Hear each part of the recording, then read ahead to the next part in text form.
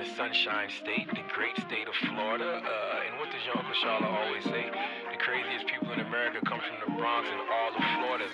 I'm Big Bubba crossing my black car. It's booby traps and pit bulls cross my backyard. I'm still strapped, boy, these handguns on Vanguard. I like going against the grain cause my head hard. Babe, I used to thug hard to see this crack hard. I don't thug nothing but the motherfucking task force. Me and two root running shit, we like the fat boys. Paid cash for it, so I try this and fast forward. I put it all in your face like you asked for. Most of you love frontin' like the dashboard. I get it chalked out like the blackboard. I got the ghetto off glass like the backboard. Most of my ride till it ain't no gas for. We been outside like ain't no map for. Been outside like ain't no map for. I swear to God, these motherfucking jets in Florida is different. Man, I was at this house the other night. Gave her little son one melatonin, thinking this little motherfucker gonna go to sleep. Hell no, the little motherfucker ain't go to sleep. I ended up giving this little the whole goddamn bottle. He ate them all. It was up all motherfucking night. I'm in all white ones. Picture could get me a Cy Young. We feel like nuns. No giving like Spice One. We feel like bums. Don't change that I might run. Feel like buns. Shit sit when the price jump. I got white bumps. These bags kill it price plump. You only die once. I know you a snake with a sliced tongue. I can't trust you. I'ma dust you. Ain't no checking temperature. It's you, then it's you. These laws I'm stuck to. You know how many 12-12s I run through? My get cut, but my girlfriends get cut loose. My get hit like kung fu. I love the streets, but they never told me I love you. Yeah, I already know. I'm straight from Florida, G. You know, bottom of the motherfucking map. Home of motherfucking Uncle Luke.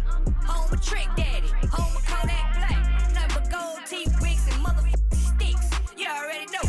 Bottom of the map. FLA. Shaped like a motherfucking Hezbollah. Have you, want it?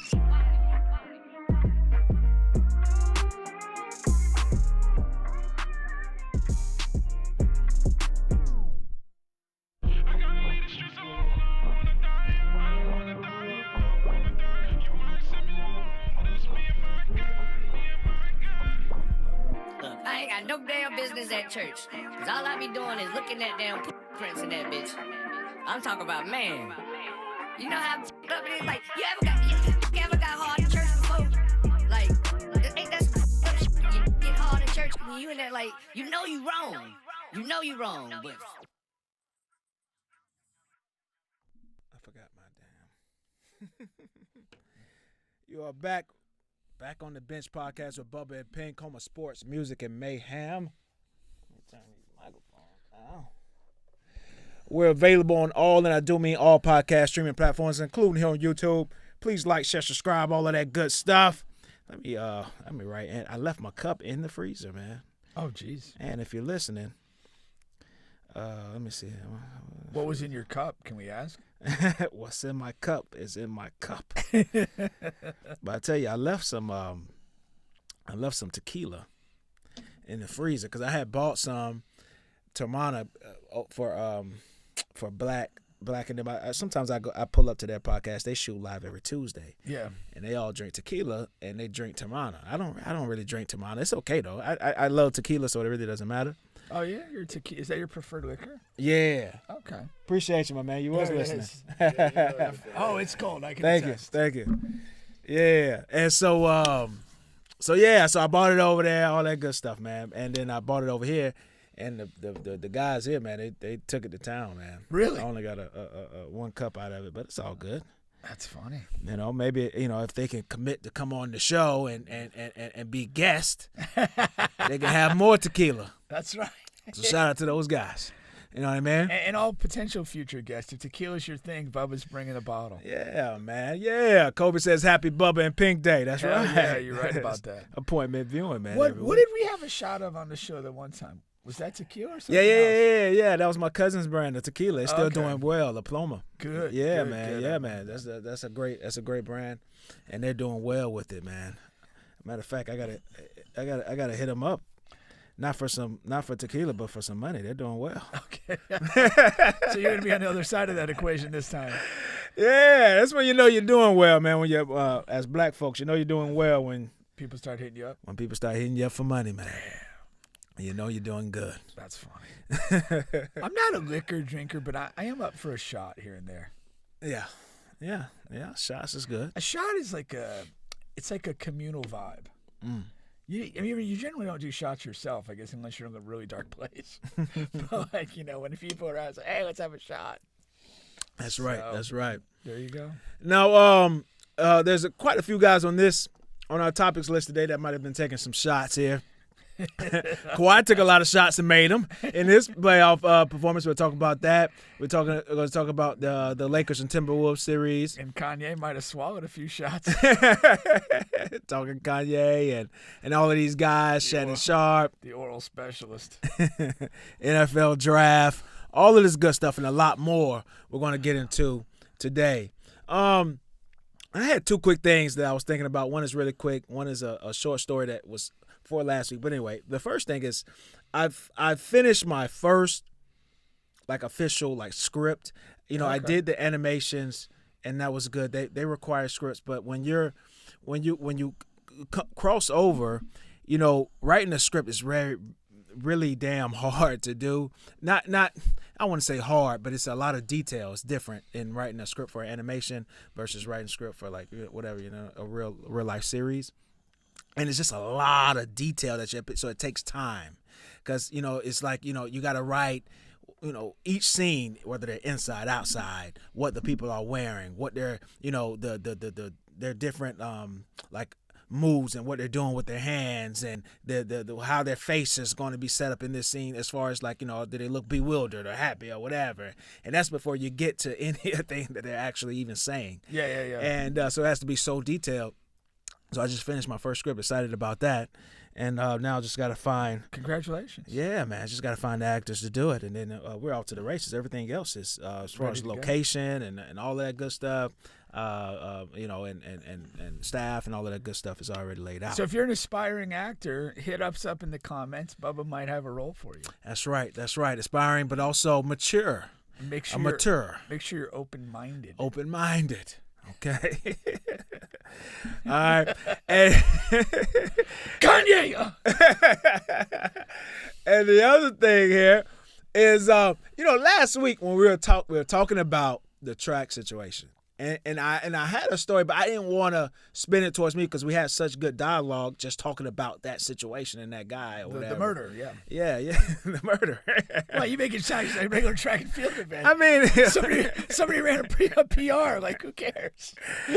And what's funny, he said off topic before the topics, NBA playoff game streaming options for Cavs, Heat, Billy's football. He definitely took the money down viewership numbers.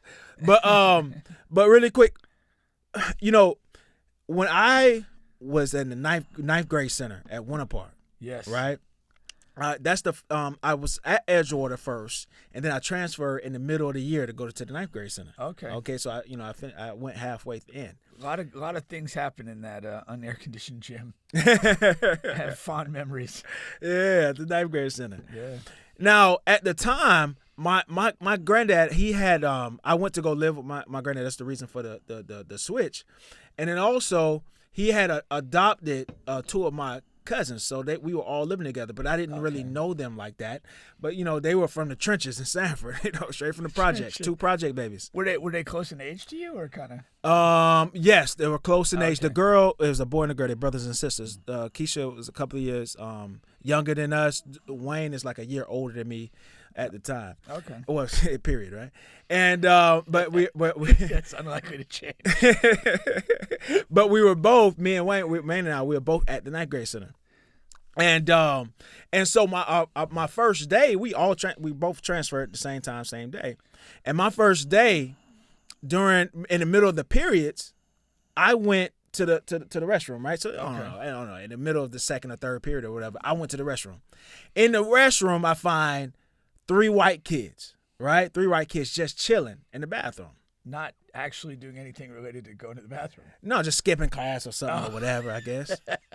And this is a true story. I haven't talked to Wayne in 1,000 years about this, but I went to the bathroom, and as soon as I walk in, there's a tall, skinny white kid, about maybe at the time, he's probably like 6'2", 6'3", which is really tall. Did he go G-Unit? No. And then there's a white kid about my size, and then there's a really short white kid. And the tall, skinny white kid, what he does is, he's like, "You don't belong in here." I'm like, what? Bathroom. He's like, you don't fucking belong in here. This is for whites only. And I swear to you. And he grabbed me by the fucking shoulders he hit me up to the wall. He was like, don't fucking let me catch you in here again. And the other two came up or whatever, pushed me out of the bathroom like that. Damn. Yeah. So I was like, damn. You know, so I'm pissed off. I'm mad. Were you holding in a deuce at this time? No.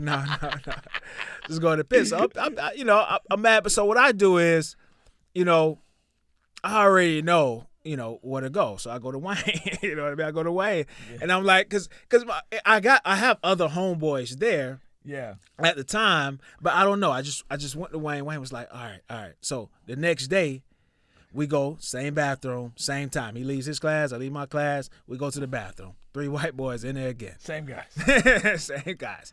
And he's like, oh, you back again? What the fuck did I tell you? Or whatever. He's like, you know what I mean? And without any words, as soon as he says that, Wayne just fucking goes and just goes and beats this skinny, tall white kid halfway to death. He just boom, and just going at to hear it. And you know, I can't just stand and do anything. So I take the small white kid. Bubba's looking for a favorable matchup. I'm looking for. I can't sit here and do nothing while Wayne is. So I take the small white kid. You know what I'm saying? And I slam him. You know, my hands are not up to date at this time. You know, it's not great. So you want a little wrestling slam? Yeah. But I hit him. I got him good. I got him good. Okay. You know, he's a small white kid. I don't need any points for this. But you know, it is what it is. And the other white kid, he's this is for the ancestors.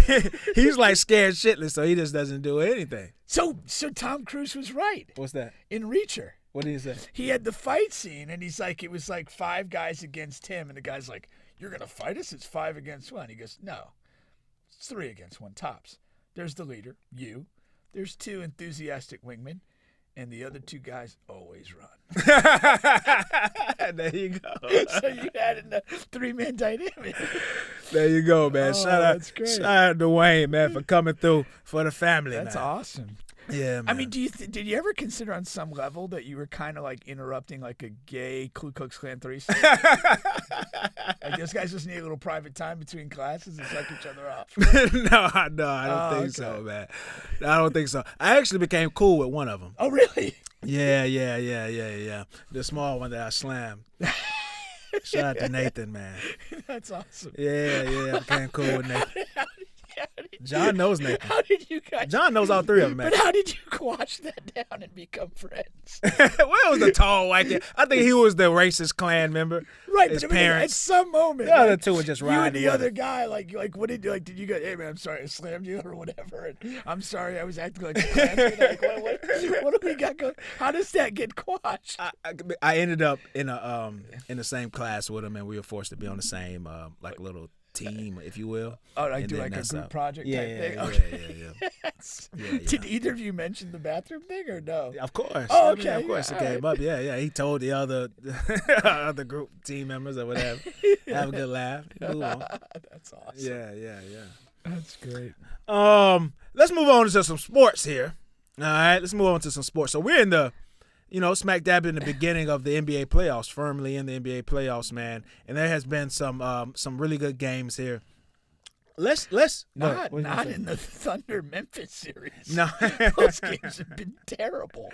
No, well, I was completely going to skip that series. Yeah. But I wanted to start with the Lakers and Timberwolves. They're at 1-1. They're going to be going back to Minnesota now. So Lakers take game 2, okay? And, a couple of different storylines here. So the last time we talked about this series in particular, they hadn't played a game yet. I always said I was most interested in seeing Luka Doncic dominate and things of that nature. Now, I didn't in particularly think that Minnesota was going to steal one in L.A., so they did. Yeah.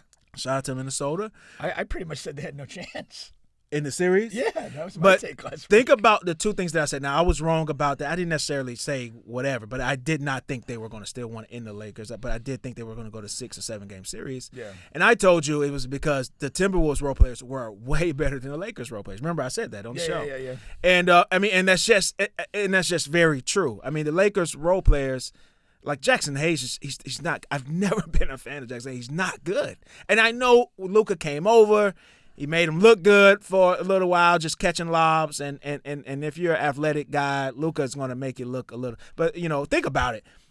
Before Luka got there, Jackson Hayes was non-existent. Like you could poll 100 NBA fans, and maybe 70 of them wouldn't even know Jackson Hayes was on the team. No, he's been. And he was the starting center alongside Anthony Davis. Yeah. When it was before Luka. But he's been he was, I think, maybe a late lottery or at least a first round pick. Yeah. And he's never lived up to that. Like, no, he was in New Orleans. He's always just been kind of a joke, like this raw kind of athletic guy that just really doesn't understand how to play. Yeah, he's not good.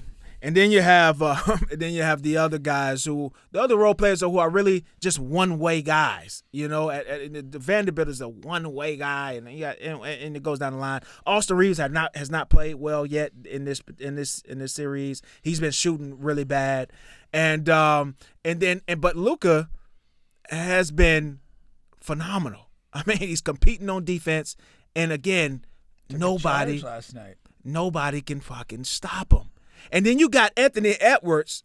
He comes over before game 2, and he comes up. Did you see that? No, I didn't. So in the warm ups, he comes over to the Lakers side to talk trash to Luka. You didn't see that? Oh no, I didn't know. Yeah. In the warm ups before game 2, he's talking trash to Luka or whatever. He crosses the line. He's the only Timberwolves player over there, and he's talking trash to Luka. Luka's talking back, and then he goes back. And it's like, but if you do that. And that's fine if you do. Everybody loves it. Oh, Ant-Man, he's a killer. But if you do that, you have to fucking do something. Like you have to, you know what I mean? Like that's a bad look in my opinion. You know what I mean? You can't be talking all of this trash, even pre-game and all of this and that. Well, this is the second time he's talked trash and it's blown up in his face. He made the Kyrie comments before that series last year, and it didn't go well for him. Yeah, I'm going to guard Kyrie. Yeah, now you do it to Luka, and you have, you're much better in game 1 than you were in game 2. And I think it's on a personal level. And I thought the whole time I thought that was a cop out anyway, talking trash to Kyrie. I mean, like I'm going to shut Kyrie down, but Kyrie's he's the second best player. I mean, okay, you shut him down, that's impressive, but. I mean, why not shut down the guy that's averaging 40 against you guys last year? I mean, you know what I mean? Like that's the guy you need to be trying to shut down. Yeah, and he didn't even really shut Kyrie down. He got exhausted. No. Kyrie did well. He got exhausted in this series. He exhausted himself more than anything. Yeah. So. And so you have that another storyline in this series, and this will be my last one. I'm sorry, I'm kind of dominating here, but LeBron. This is the first time I've seen it where LeBron looks like the piano is on his back. Really? That's interesting. Yeah. And there's been a few different instances. Because Bill Simmons was like at the game, and he was super impressed with how hard LeBron played. He played super hard. He's like he had like a 21, 11, and 7 game, but he goes you could just tell like this means a lot to him. No, he's playing extremely hard. Yeah. I'm saying what I mean by that is his athleticism has waned. He can't. This is the first time I've seen it where he looks human. You know what I mean? Yeah. You got Austin Reeves throwing them alleys where even just last year for the past 19 years, that's a dunk. He brings it down. Like he just can't elevate to that level right now. Yeah. And I think that's where it's going to be here moving forward. Now, some stout LeBron fans are saying, "Oh, that's him pacing himself and this and that." Well, I mean, we're in the playoffs. I mean, what do you? I mean, it's time. It's time now. But you haven't seen that. Is what you're saying? No. I mean, I haven't focused on that. I thought he's played fairly well, but again, this is also the first time in his career where this is Luka's team. Like Luka gets to do what Luka wants. That's also another indicator, and though. LeBron is, I mean, but again, and you're traditionally the bigger Luka guy than me, but I mean, you do have to acknowledge his talent, and he's in his prime at this point. So, and LeBron has kind of seeded that. It's probably the best way for this team to operate in a pragmatic way, rather than to have like some sort of like battle between those two guys in games over who's doing what. So I think that they've calibrated that dynamic between themselves. I thought you brought up the Jackson Hayes thing, which is a good point. But like last night in particular, during their win, they really went away from him quite a bit. He didn't play a lot, and they played basically smaller, and they were a little bit better that way. Yeah. Now, what do you think about the and I'm sorry, Ant just wrote me here, so we're trying something different here. The video was lagging a little bit. We'll see if this helps any. But so after you have that storyline there with the LeBron storyline there, what else has stood out to you in this series? I do think Minnesota's a little bit more competitive than I thought they were going to be. I underestimated them. I thought that this would be a 5 or 6 game series, but not particularly competitive.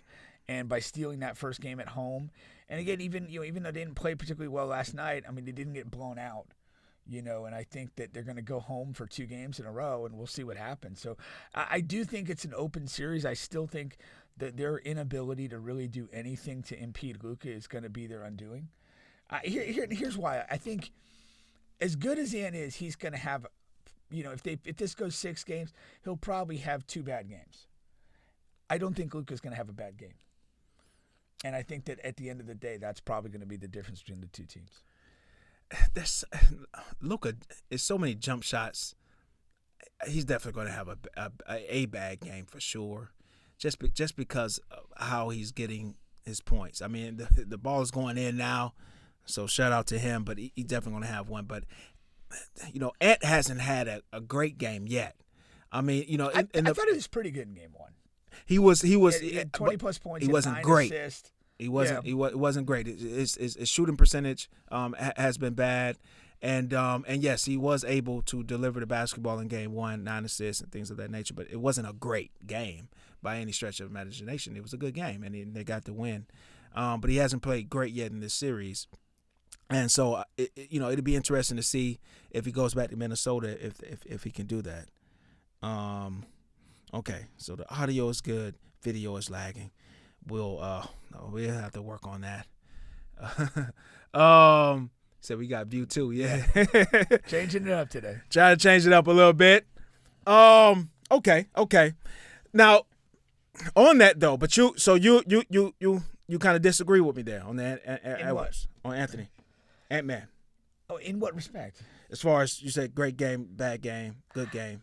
I mean, okay, he didn't have a great game, but I thought he played one good game and one not so good game. I just feel that like Luka, and Luka did have a tough shooting night, but I think his influence over the game and his essential unstoppability is greater than that of Edwards. And I think that over whether this goes 6 or 7 games, he's going to have a better series and they'll win. Yeah, because of that. I'm still staying on that. But it is more competitive than I thought. I have to acknowledge that. And I do, this could go 6 or 7 games. And I'm here for it if it does. Because it's been pretty entertaining with those those players. No, that's for sure. Now, why won't the coach just fucking take out Rudy Gobert? We said this in the beginning of the series. Why? I don't know. And you know what? And he hasn't even been like terrible. I mean, like it's not that he's been terrible. It's just Luka is killing them on the switches with Rudy, and clearly it's something. I don't know if something happened to them like in their own countries or something, but it's something that he has against that guy. You know what I mean? Yeah. That's the trigger. It's Rudy is the trigger. Yeah. And if you take him out, it kind of takes that away. Yeah. It's kind of like the opposite of poking the bear. That's what I'm saying. You almost neuter the bear. But I agree. I mean, I've yet to see many situations where I think Rudy needs to be in the game, like period. It's just, it's just not necessary for him to play. But sometimes coaching-wise, it's hard to do that. It's hard to make that call.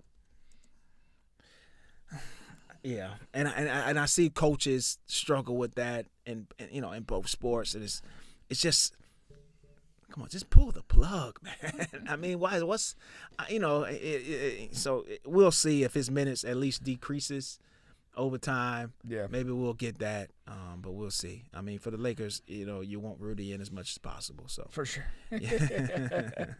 Keep him in. Now, did you see Edwards was fined again? Did you see it? It was a pregame or postgame. I know it was, what was it? One, I think, of game two. One of the games, anyway. I think it had to have been game one based on like the timing that the story broke. Yeah. So with this last fine is over $370,000 this season alone for obscene gestures, throwing the ball into the stands, and more. Now this last one, he got into it with a fan, and the fan was actually heckling Rudy Gobert, and Anthony stepped in. It's like, Rudy's worth $200 million. He's worth $200 million. What are you talking about? And Rudy's like, I'm worth $3. Yeah. I'm actually worth $3. Oh, $300 million, man. You talking about this man? He's worth $300 million. And then the guy kept talking and kept going at it, I guess having good rebuttals. And then I guess man let's just end this. My thing is way bigger than yours. Well, what you got to say about that? It'd be pretty sad if it wasn't. I mean, if that guy accepted a cock off and won, I don't think Ant-Man recovers. You might have to call it a career. Oh, man. You never know, man. So what did you think about that exchange there, man? It was stupid. I mean, it just was stupid. I mean, I was huge Ant-Man guy last year. And from the Olympics to now, I think he's done nothing to help himself on any front. He's had the drama with the chicks off the court and the kids. He's had a couple of these, incidents when he was like criticizing like the older generation of players. And it's you're not winning an argument unless you're maybe at a swing club about having a bigger dick.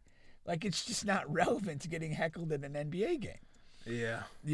And so it just was bad. I mean, it just was like kind of a, I don't get it. It's just, he almost feels like a guy that doesn't have anybody smart in his circle right now. Mm.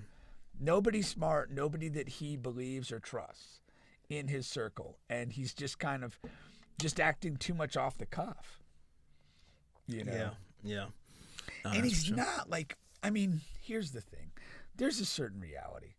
If you do whatever the hell you want to do, but you deliver on the court at a crazy level, like, it all works out. Like, it worked for Dennis 100%. Rodman. It worked for Michael Jordan.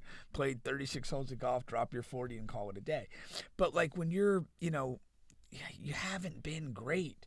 You've been good, but not great. And you haven't always been consistent, and then you got this other stuff going on.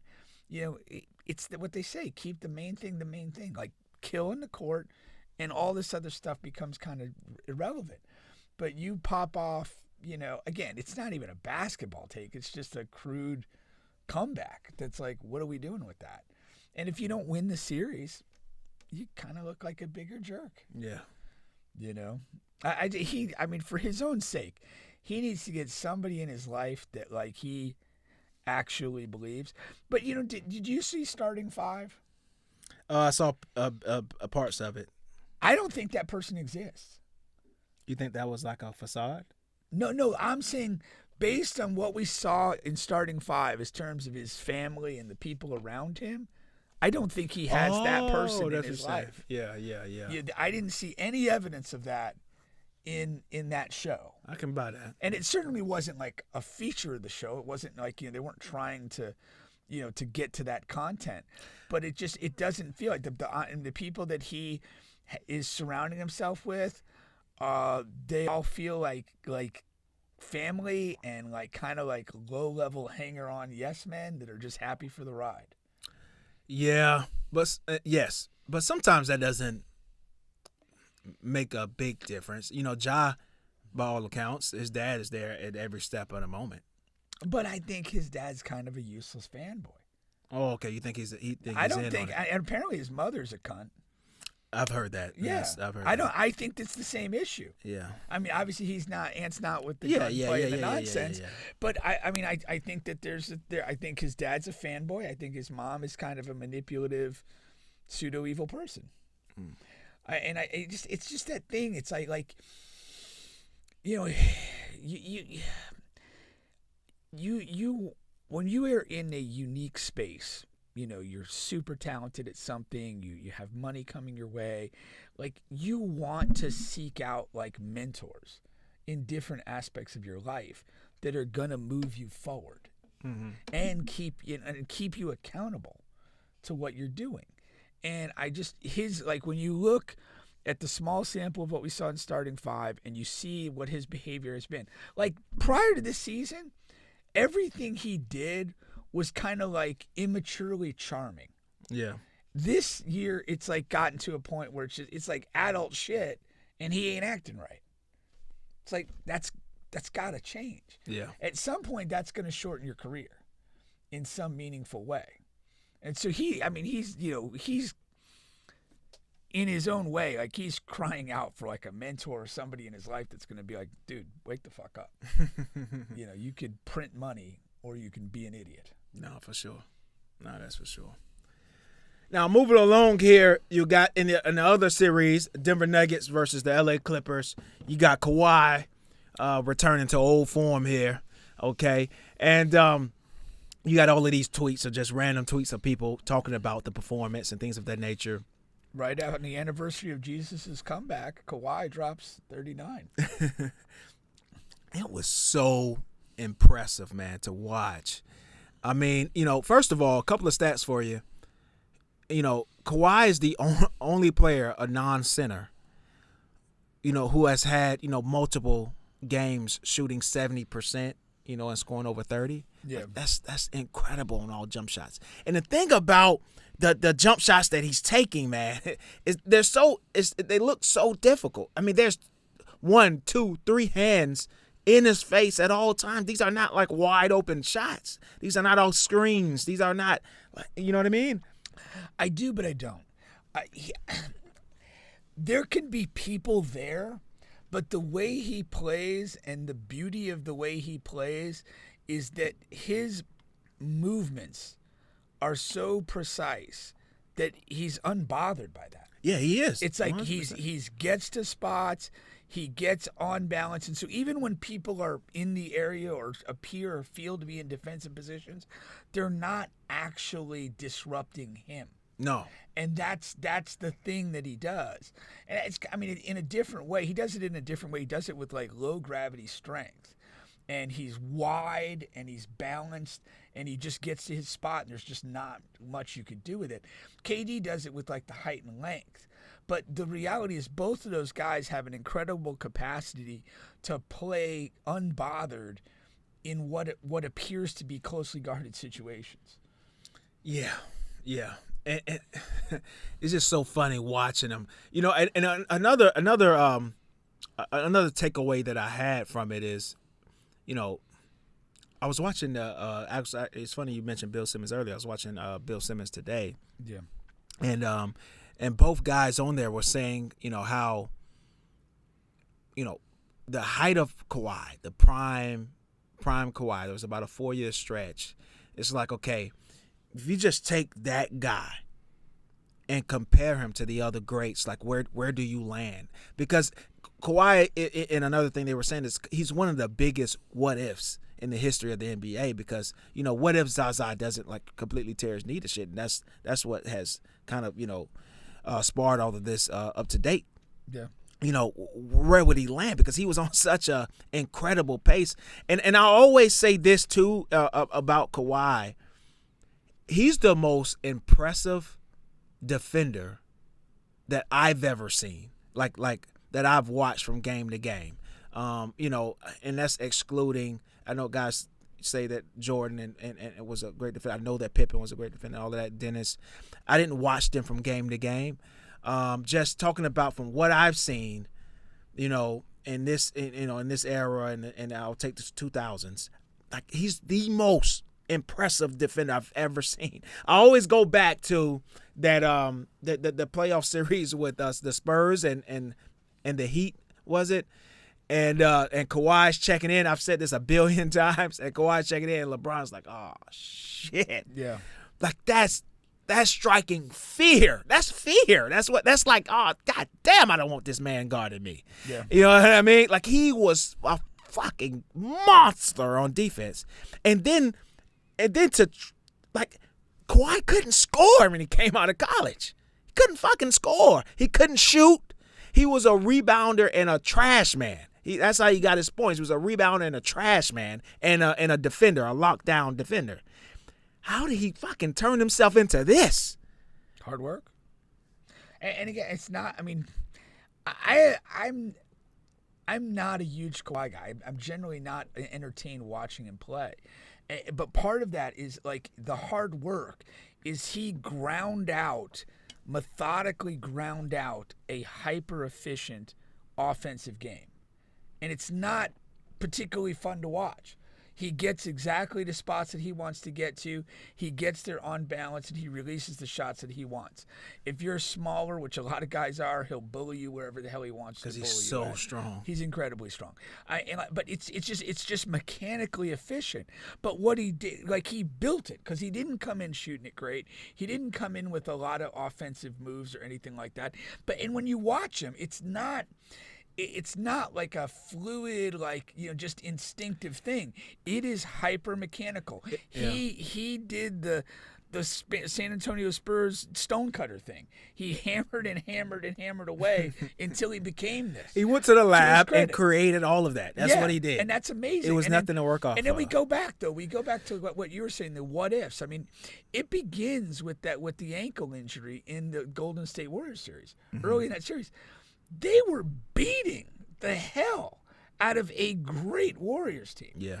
And he goes down and everything changes. I mean, like, there's a what-if scenario that if he's perfectly healthy, do they somehow beat a great Warriors team in that series and maybe nab another title? And then the other thing you got to remember, he goes to LA at the same exact time that LeBron does. And he and LeBron at that moment arriving in LA are in a race to become the first guy to win 3 titles for different franchises. Yeah. And LeBron got his in the bubble, and Kawhi just hasn't been, healthy through the playoffs essentially as a Clipper. And it hasn't happened. But that's the type of history. And I remember having conversations at the time, like if he got to the Clippers and stayed healthy and they won a title before LeBron, yeah. Like, how is he not in that upper tier discussion of guys, with that resume at the time? And who knows if they win a title and he doesn't get hurt? Do they get a second one and now he's got 4 and, LeBron's got 4? And all that. All of that.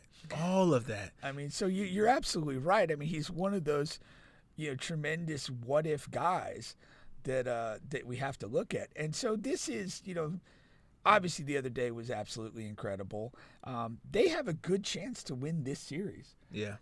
And again, if I didn't know he was that young too. You know how young he is? Not exactly. I'll say 32. Huh? Yeah, he just turned 33. Boom. But I don't know. I just automatically group him with the KD and Steph's, the 36, 37, the 37, 38 Really? guys. Yeah, I do. Yeah, for some reason. Yeah. I mean, when you really look at it, I understand, like, he was young in those Miami Spurs series, and LeBron was firmly in his so yeah, I know you take that. But anyhow, so, now that is essentially, though, just one game as far as him really, turning the crowds and all of that good stuff. Where do you see this series ending? Do you think he can keep it up? Do you think that Denver somehow wins this series still? Oh, I think this series is a complete toss-up. I mean, let's not forget, Game 1 was an overtime game.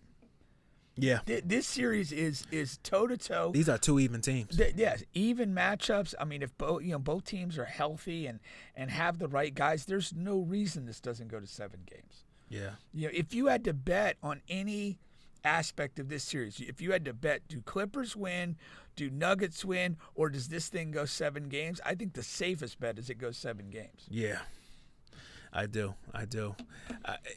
And you come into the series thinking, oh man, Jokic, the overall best player in the NBA, the best player in this series, and the Clippers' path to winning this series is can either Harden or Kawhi at least match what Jokic brings in this series? And so far, that seems to be the case because Harden had the big game 1, and then you have Kawhi with the big game 2. Well, and that's the beauty of the construction of the Clippers. Yeah. That's, again, you have Jokic on one side, but now you have, individually, neither one of those guys may match Jokic, but they've got 2 guys that can give you that game.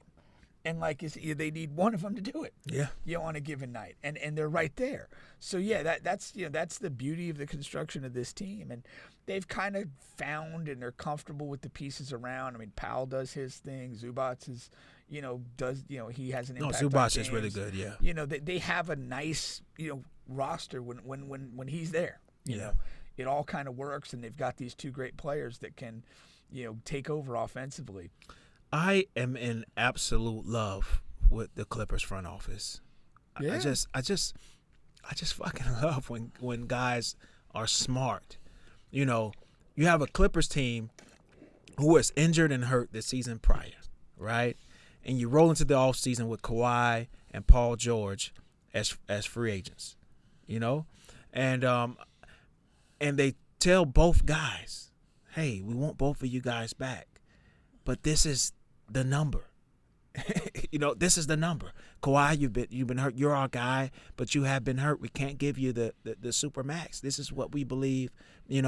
Paul George. Yes, when Kawhi was out, you held it down and you did well, but this is the number. Paul George felt like I'm worth a super max and I can get that more, and bless his heart, he did. He found a sucker. That sucker just happened to be my team. But, bless his heart, he got that. But shout out to the Clippers for this is the number. If you don't like it, you can go elsewhere, and that's fine. We'll be all right. Yeah. There will be life tomorrow. Well, I mean, I've said this a lot. You can't build a team out of fear. No. You can't. If you're the Hawks, you can't fear, how are we going to sell tickets without Trey? Right. This is our number. You're not worth a supermax. You're not Jokic. You're not fucking LeBron. You're not Anthony Edwards. This is the number. It's okay. We'll live. Yeah. You know what I mean? And so I love the Clippers front office for doing that now, and I hope it spurns to other organizations. Yeah. All right.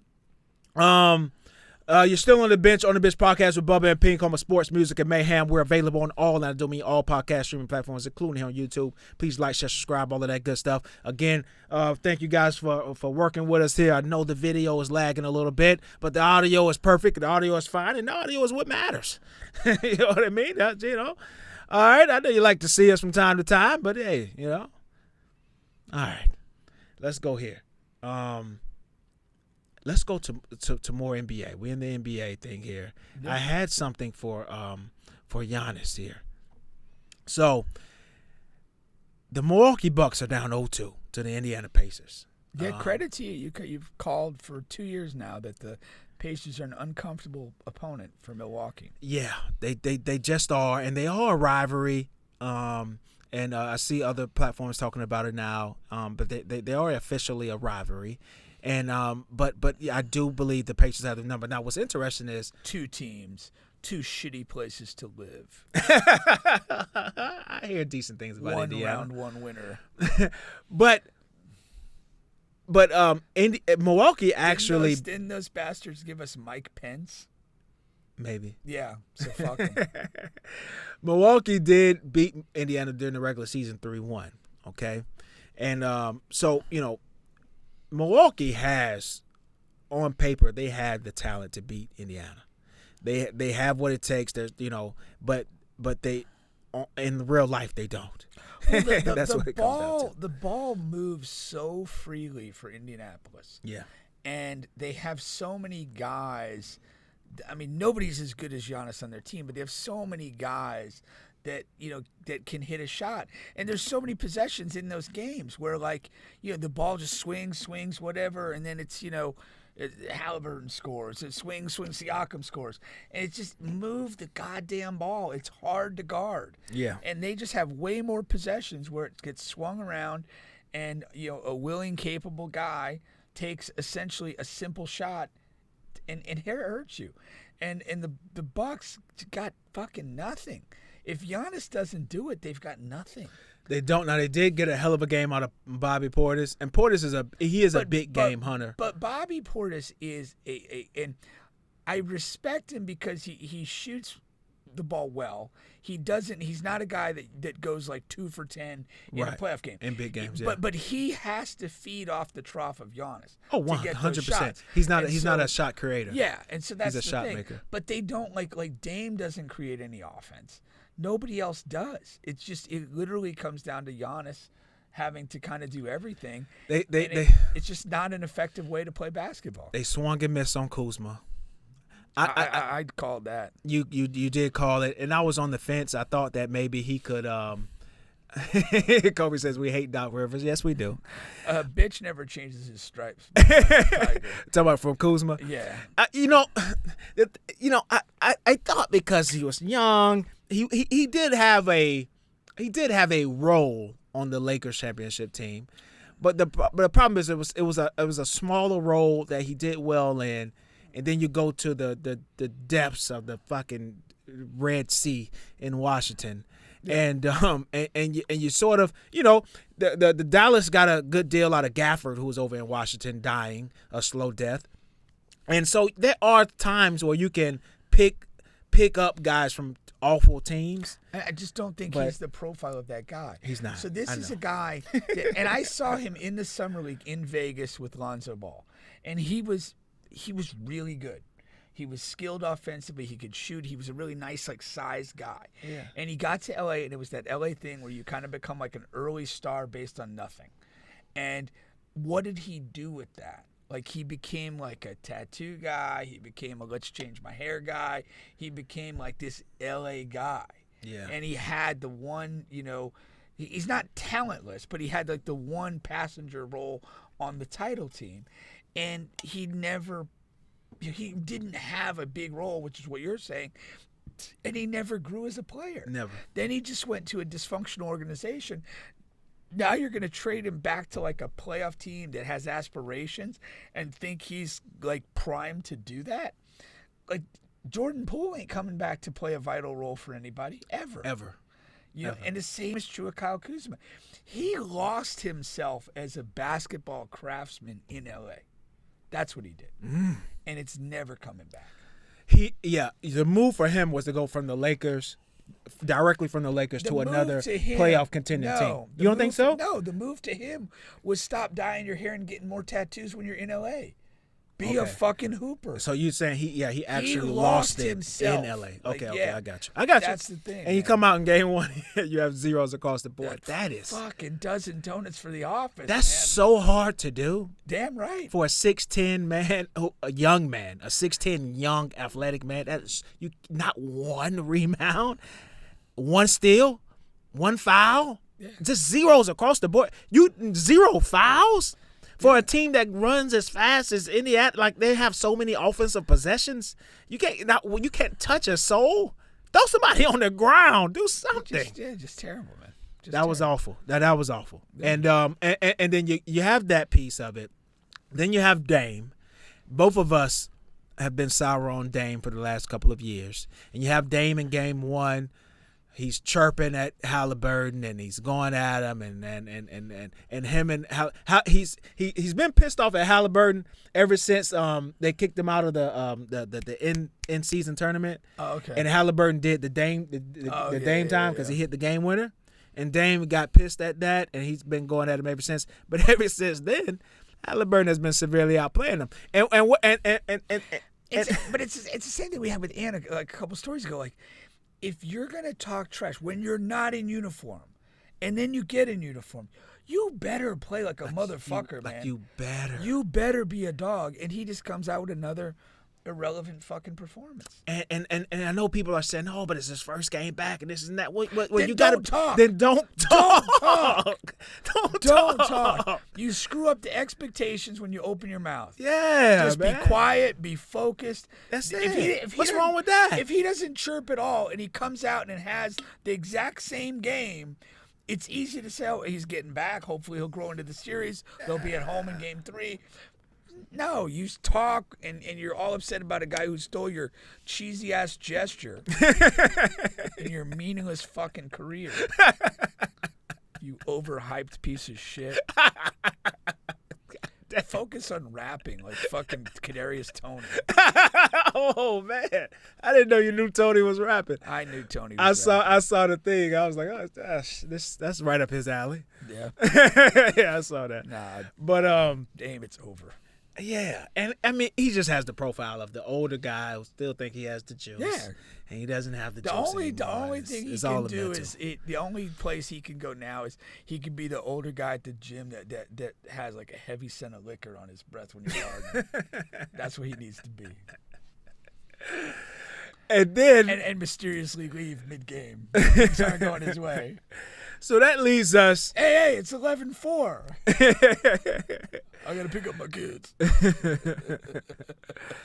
That leads us to this.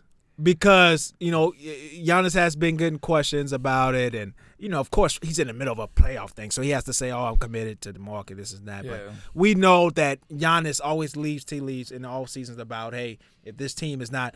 And now this team is so stuck with, Kyle Kuzma has years on his deal. Dame has years on his deal. What are you going to do with Doc? And then you have a team where their first-round picks are not theirs. They're gone, right? Yeah. And so how can you improve this team? The only way you can improve it is by moving Giannis. There is no other way. Dame is on a Supermax deal. Nobody's going to take that on with years left. So how do you improve the team? I think they have to move Giannis. I think they have to do this all season, especially if they go out like we assume they're going to against this Indiana team in the first round. What is this? 3 years in a row they lose in the first round, right? At least two. Yeah, at least two. 2 to 3. Yeah, it's time. No, I agree. I think Giannis made a mistake in re-upping with Milwaukee after the title, because this is never a team that was going to be able to do anything better. That the pinnacle of their existence was that title. And he could have left there with the goodwill of having given them a title that they hadn't had since Kareem, and he could have gone to a place that can build a proper team around him. Yeah. And he didn't do that, and so now 3 years later and 3 first-round exits later, we're still in the same place he should have been. Now, I mean, I think it should be accepting the premise that you're saying is, should they trade him? This should be a mutual parting of ways. Because he should want to get up out of there, and hopefully at enough value that the team can get a good haul for him, and maybe build something again in the future. But he needs to get out for his own career, and they don't have any option but to get him out to try and rebuild from scratch. Where would you like to see him, or what makes like the most sense to you? I do like the Miami.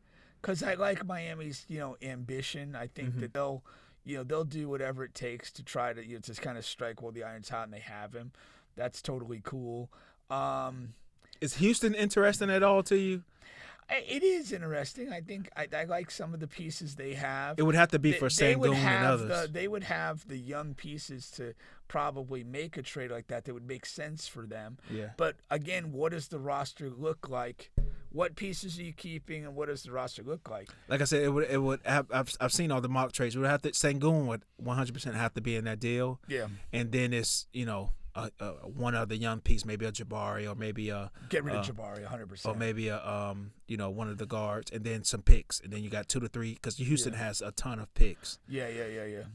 No, if you could go Sengun, Jabari. Who I think dog shit, and some picks, and you get Giannis back? Dude, I'd do that all day, every day. Yeah. I'd be Mayor Houston. Another team that's not listed on here, but that does make sense and people like, is the Spurs. Always. Do you like Giannis with Wemby? Yeah. Love it. Yeah. That's an impressive and Fox. Front line. And Fox. You have a big 3. Yeah, because San Antonio has a ton of picks too. All of this assumes that Wemby's able to recover this blood. Yeah. And if he is, and again, if I'm Giannis and I'm like, hey, we're thinking about moving you here, I'm like, I want to personally review The medical records. Yeah, I mean, is that I important? do. Because without Wemby in the picture, that's just another. Yeah, then Milwaukee, you're Tracy McGrady at the Magic. Yeah. You thought you were With going Grant Hill. Okay, and, I got you. Yeah. And maybe even Tim Duncan, and Yeah. you're by yourself with a couple of fucking ham and eggers. Yeah. No, that's for sure. Trying to drop 40 a night. That's really fucking interesting. I mean, and then if that happens, the West becomes like a fucking. It's not even like fair. I'm not even sure they'll allow that to happen. Houston or San Antonio. Like if you're a team in the East, like you have to, you can't allow Giannis to go west. Like there are so many East teams that are in need of something like you said, Miami will have to do something. Brooklyn has to figure something the fuck out. But Brooklyn for me is so far off. It is because they don't even have anything. They don't have anything. Yeah, that's the problem with Brooklyn. That is the problem with Brooklyn. Yeah. What's the Magic? You know. Yeah. If they're interested in what's the white kid's name? You keep Banchero and trade the other guy. I'd go the other way. You'll go the other way. Yeah. Yeah. Well, now I'm you're talking. not a Paulo guy at all. You're talking now, though. Every time I watch him play, like the vomit comes into the back of my mouth, and I have to swallow it down. And even though every Magic fan loves Paulo, I mean, they're signing up for that. 1,000 out of 1,000. They better, yeah. Yeah. So. But you need to add a lot of shooting. Oh yeah, around that. Yeah. I mean, they need a lot of shooting now. No, I know. But, even but more if you get Giannis, you're like, it's time. Yeah, it's time. We're on a different timeline now. Yeah. So you got to be proactive. And I don't know if I've ever seen Orlando be proactive. They did some things with Dwight. They went out and got Rashad, and they went out and got some other the shooters. So but that's the last time they've been proactive. It's the last time they touched the finals. There's a connection. But the Magic are not a team that really gets aggressive in the off season. Is what I guess is a better term. Yeah.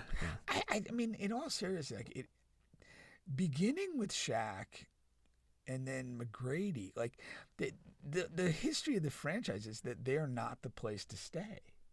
I mean, Dwight ultimately left. I mean, thankfully, Dwight left when his best basketball was behind him. So, like, you look at what he did in all these other spots, and it doesn't come close to what he did for the Magic in terms of individual performance. But, it is what it is. I mean, this is not a place that people look at and feel like I can stay and build my career here and contend. Yeah. Every talented guy they've ever had has fucking left. That's sad. Yeah. And right on schedule, they're down 10 and 2 minutes to go in the game. With Jason Tatum out. I said that. Yeah, I said people were going on and hammering the Magic, and I'm like, because it's the spread is 10.5, and you think, 10.5 without Tatum, Yeah. So we'll see. What was the spread when it was still a possibility that Tatum would play, like 14? I didn't check then. I only saw after he was officially ruled out. If it's 10 without him, he's worth at least 3 to 4 points. Lingering up around 13 or 14 points. And shit, OKC was only favored by 13.5. OKC should Memphis. be favored by 22.5 every game, right? Yeah. I mean, So man, they're disrespecting Orlando. I know Boston is incredible, but Yeah, no, that's heavy disrespect. Yeah, with everybody. And they actually had a good first half. Yeah. And kind of like, we're kind of in the game a little bit. Orlando is a competent team. They just don't have the scoring, the shooting. They just don't have it. Yeah. Now, do you have any takeaways? I know we talked briefly about the OKC, but OKC, Memphis, Cleveland, Miami. These seasons are not talked about. I may not watch a minute of that. I may not. Yeah, I just don't care. Just not compelling at all? No. On either side? Yeah, no. I don't like watching any of those people play basketball. Yeah. So that's it. I've been wanting Detroit to beat New York, and they're 1-1. I watched the whole last game. I caught only a piece of the first game. Yeah, but Detroit had the upper hand, and then the Knicks had a great run to close the game. Yeah, so credit to them, they got that done. But and this year I became a little more of a Karl Towns guy. You've always been against him, and he's not playing up to par. Yeah, just yet. Yeah. But so you just Dude, I said what he was last week. Like, again, it's the Kyle Kuzma thing. Like, He's not Kyle Kuzma. No. The point is this: like, he's defective mentally.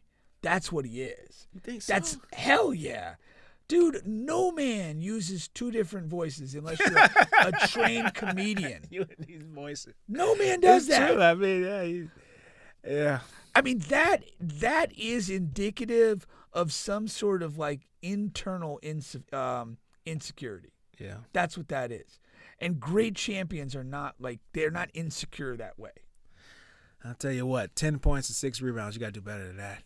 I mean, because they swapped him out for Isaiah Hartenstein, thinking it's an upgrade and we need more of an offensive piece to go along with Brunson. But I'll tell you something. Isaiah Hartenstein, every time he puts that little floater up, Feels like it goes in. it's just going fucking in. I just feel like he's shooting 100%. He played when they played against 76ers last year, and that was the first time I noticed him, and that fucking shot. It seems as, I don't know. They say the Kareem hook shot was automatic. That seems as automatic as if you can fucking get for a post move. Yeah. No, that little push. I liked Hartenstein a lot. I mean, it was like the Towns trade made no sense to me. Yeah. I don't think that guy's a winner, and I hated giving up DiVincenzo in that. And I think like Hartenstein, I know it wasn't like a trade for Hartenstein. I mean, he went and got more money at OKC, and they might win the title, and he won't regret it a bit. But like, he also seemed to have like a cool vibe with the Villanova It guy. was essentially a trade. They didn't want to pay him that, but they are paying Karl Anthony Towns now. Right. So it's like, you know, and as of right now, again, I became more of a Karl Anthony Towns guy this year, but I'm gonna tell you something, man. I don't know that there's a big difference. They're two different players. Yeah. But just on total outcome, there's not that big of a difference. And Isaiah is younger, and like you said, he had a good vibe with that team. That you were building something with that core of guys. Better defensively, better energy.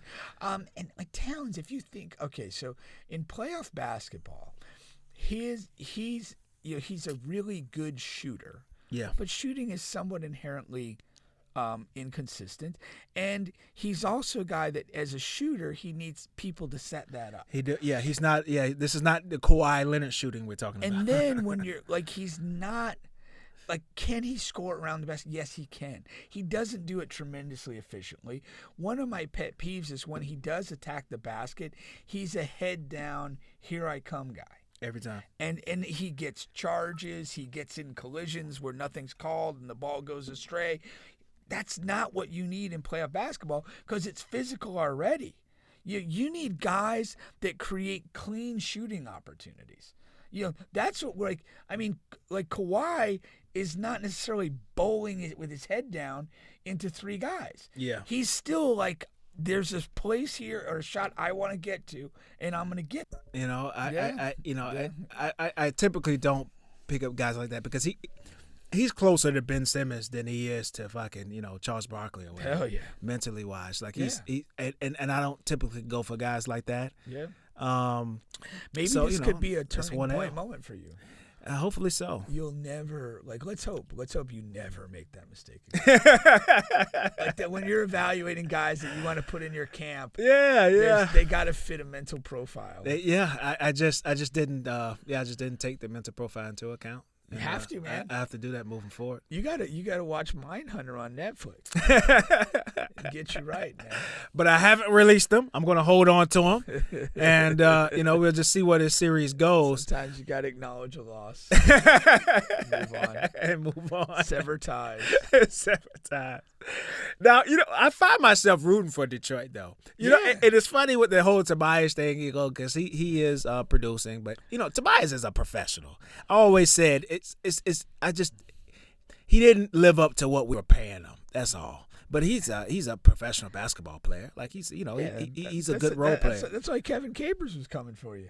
Yeah, I know. I remember that. You're shitting on a professional basketball. Yeah, player. I know. He's a good role player. At the end of the day, Tobias Harris is, like you said, he was a victim of contract. Yeah, that's if all. you're paying him, Max like money, $10 million a year. Oh, this is great. Love this guy. There you go. When you're paying him more than anybody on your roster, it's kind of like, we need more. we need a lot more. There you go. Back up the trunk and give it up. And Cade is so impressive, man. Yeah.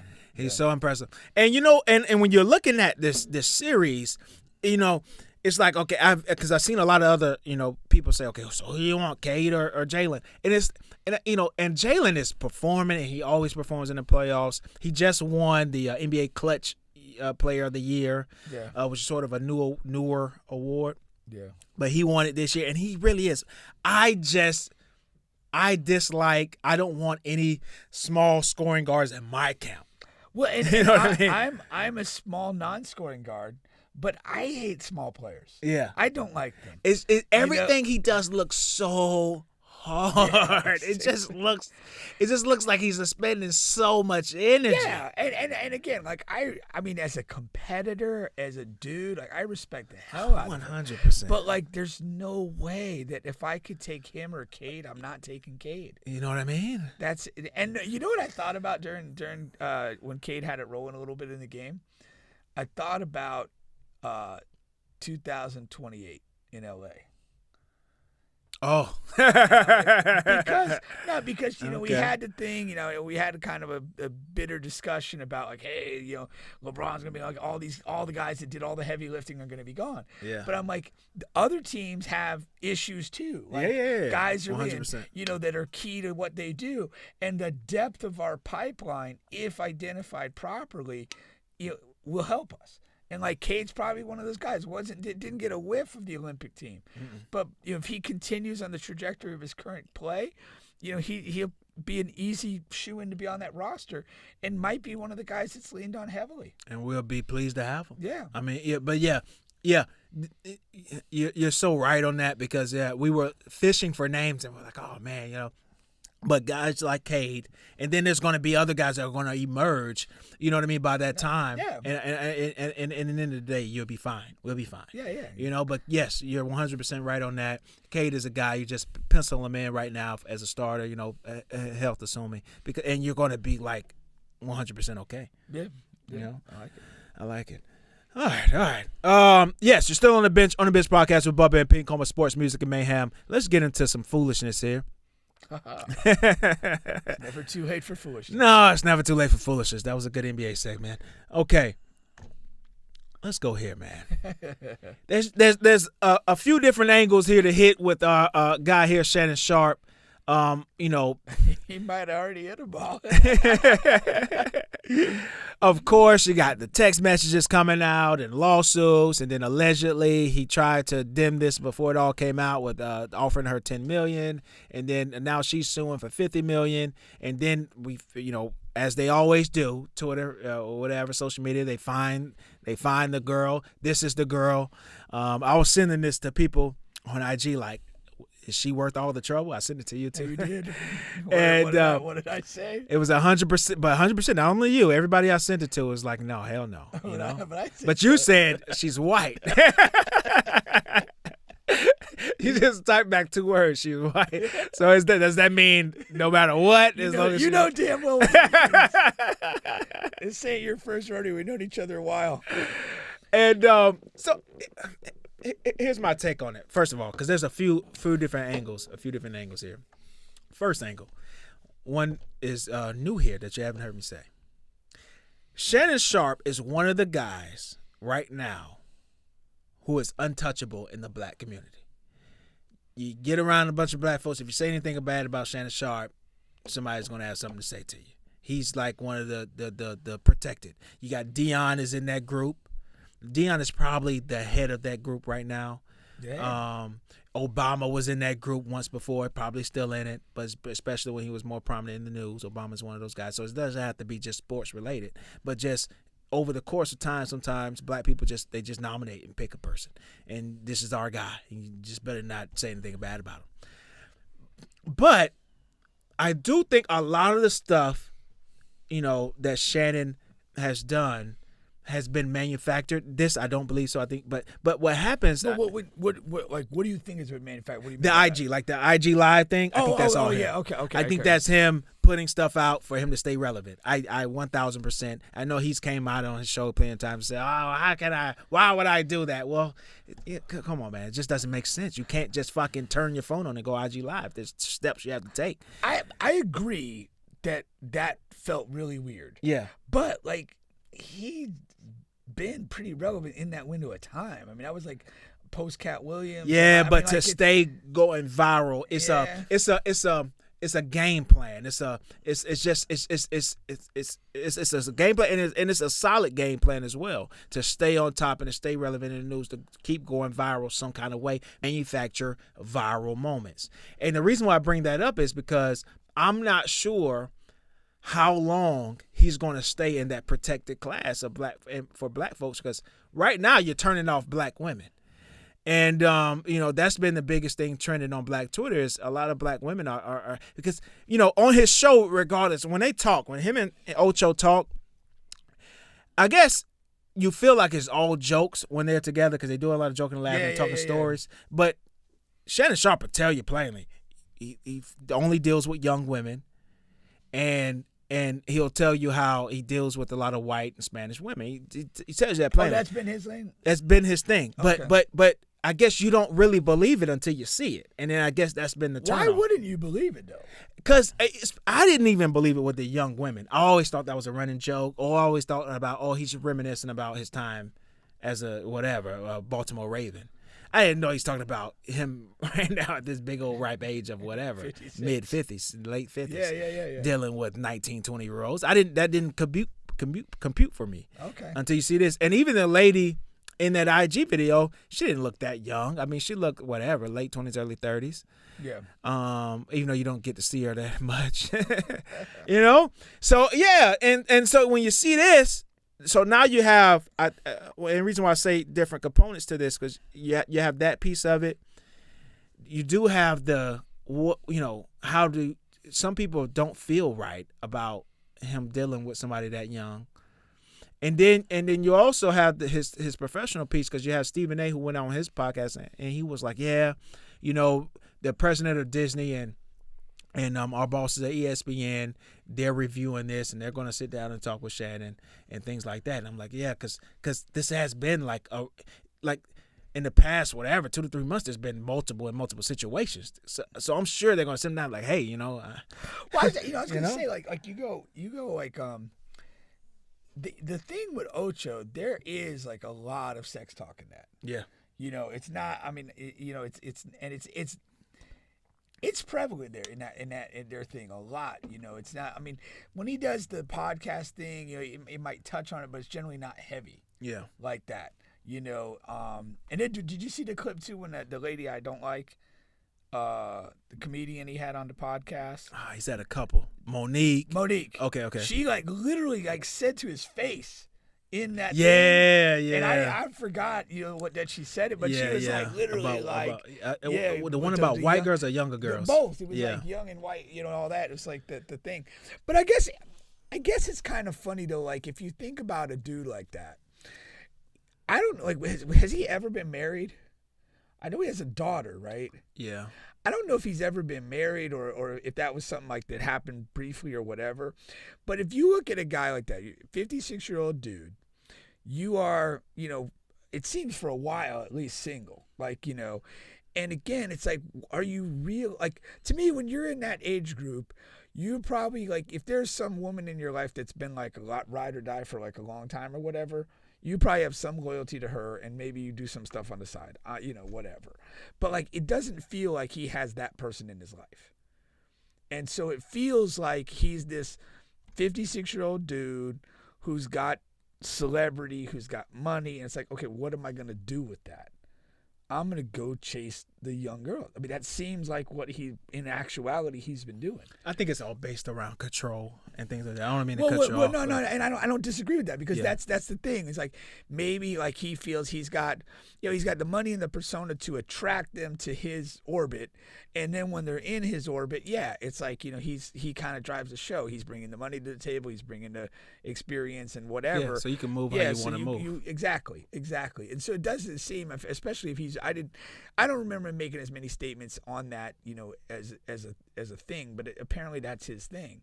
But like I look at it like again, like people in that 20-year-old category, they're not very bright. And it would be hard to like we talked off the air. It's like, it's one thing, like you meet somebody, you have opportunity to have sex with them, you have sex, you have a good time and you move on. But like if you're going to deal with somebody where there's some recurring communication, recurring, sexual relations, it's like you got to kind of deal with them on some level. And it's just like, for me, somebody that young is just kind of like, what am I doing? Now, this girl, when he first met her, she was 19, and that's when he started dealing with her sexually. Yeah. Now,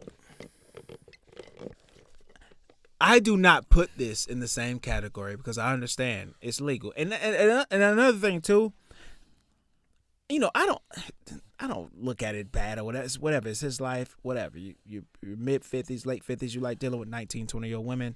That's your thing. You're not going to go to prison for it. But I know there's a difference. There is a difference. And I believe there's a difference between a 16, 17-year-old girl and a 19, 20-year-old girl. But it ain't that big of a difference. It ain't. And if R. Kelly is in prison for dealing with 15, 16-year-old girls, because in some countries, that's 16 is, you're okay. You know what I mean? And like, the age gap was a lot tighter and lower with R. Kelly.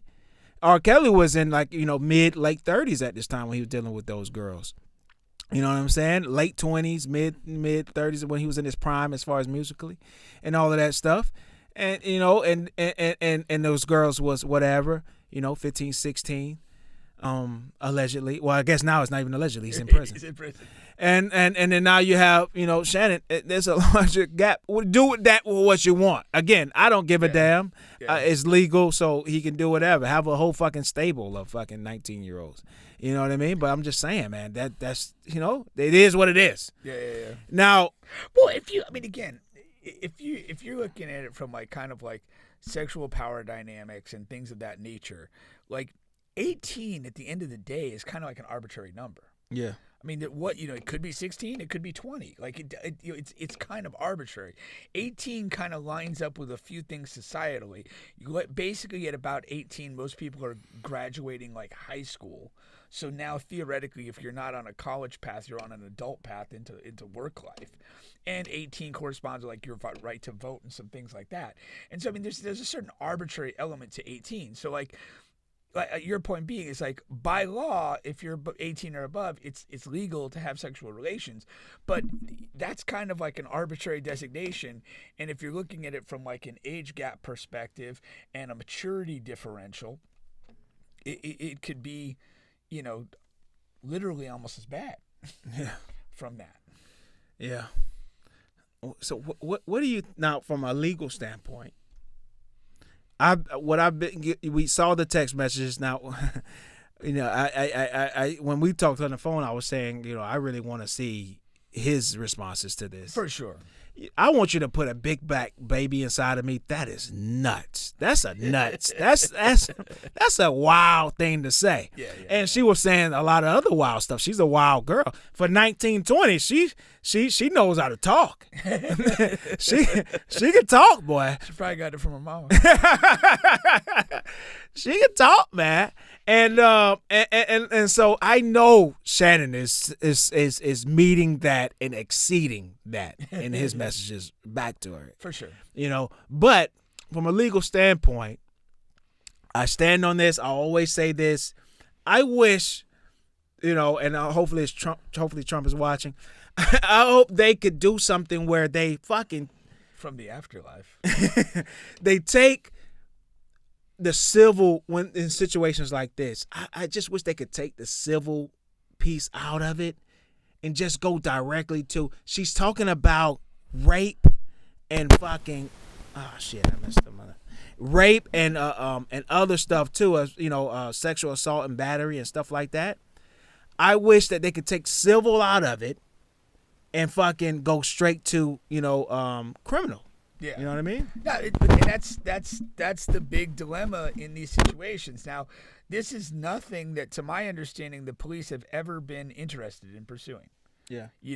And we talked about this before. If it's a criminal matter, she would have to prove, or the state on her behalf would have to prove beyond a reasonable doubt that Shannon Sharpe committed these activities and that these activities fit the elements of a crime. And then, if they convicted beyond a reasonable doubt, he would be convicted, could potentially serve jail time and so forth. But when the criminal side of this, when the state's not interested in pursuing these charges, you still have the civil remedy.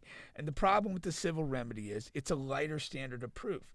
It's what's called by preponderance of the evidence, which is technically like 50.1% of the belief that he did this. And so beyond a reasonable doubt, it's pretty tough. It's not in a percentage like that, but I mean, it's basically, I've got to prove beyond any logical explanation or reasonable explanation that you did these things. That's hard. That's up there 95, 98, 99%. To just prove by preponderance of the evidence, I just got to get a nudge over halfway that you think I did this, and I win. Mm-hmm. And then you got to pay me money. Like, now, from what you've seen so far, do you think she has a chance to get this $50 million? Because Shannon said he's going to fight all the way through. Yeah. This is the tough thing, and when you get into civil, like what's actually right and wrong almost doesn't matter, because you're assessing risk. You're assessing risk, and you're assessing cost. And I did see a clip today. It's like, so when most people hear, hey, he might have offered $10 million to make this go away, the immediate thing is he must have done something that he's not calling. Why would he offer any money? We saw Diddy paid the $30 million to Cassie like in a heartbeat. There's economics of this, and it's kind of like gambling. It's like, okay, if you're going to sue me for $50 million and I have a 10% chance of losing, well, that's $5 million. And what do I got to spend in defense costs and attorneys to fight this, whether I win or not? So, the guy in the example I said, he said, well, $8 million in defense costs to defend against this. So I got to pay the $8 million whether I win or lose. Like I could go, if I want to fight to the death and I win, I'm spending $8 million to my attorneys. So I might as well just offer 10. For me to offer 10 now, I'm saving money. Yeah. And again, people who have a lot of money, they make business decisions all day, every day. What does this cost me? How quickly can I get it behind me? What's my percentage of winning? What's not? They don't even look at like right and wrong necessarily. They look at it as cost benefit analysis. If I can spend 10 today and this is over and behind me forever, whatever. Now, what you can see is like the kind of that thing where like everybody starts coming out of the closet saying, you did this to me, you did that to me. And you paid the first one 10, but now you got 6 others that are coming at you, and maybe you got to pay them 1 or 2 or whatever. And here along the way, and maybe you end up paying $20 million out of the whole thing. So it's, these decisions have to be made as to what we're going to do with this. From what I've seen, and unless the texts are doctored, and you're just asking me on a personal level, this woman has nothing. When you're the black baby inside me, when you're this, that, and the other thing, what I saw in those text messages, you are a full participant to the sexual shenanigans and whatever that entails. Yeah. Like you're not, this is not, hey, I don't really want to see you again. And, please stop calling me. And then he pulls up at her front door and, has his way with her. That's not, if you're saying you want what she's saying in the text, like you're there for everything. All 3 holes are open.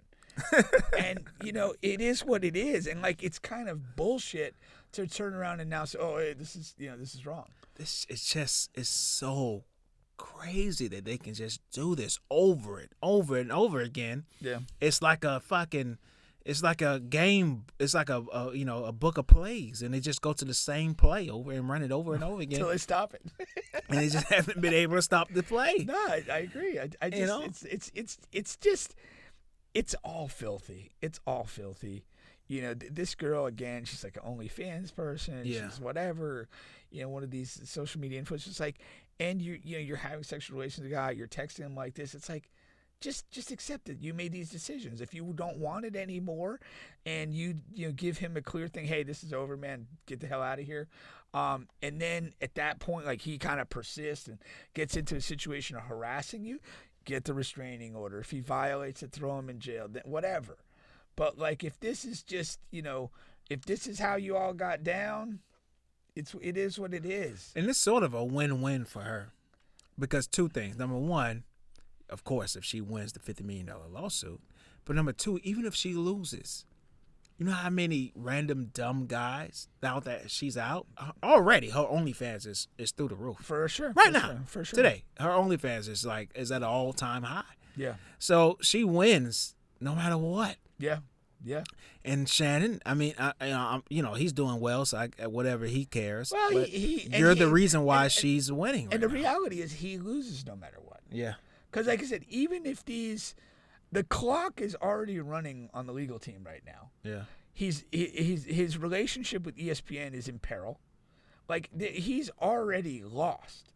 It's gone down this path. Now we can, kind of rewind this and say, like, yeah, okay, maybe you should be with some more mature chicks and kind of maybe not be as, as out there as you obviously have been. And that, the chicken comes home to roost on that one. And, why are you even fooling with this girl? Like, there's a lot of those what ifs, and maybe you shouldn't have done that could be discussed. But now, if you're Paul Pierce, you got to be a little pissed. Now, what goes on is has anybody sued Paul Pierce? No, I'm just. Paul Pierce is surrounded by willing participants.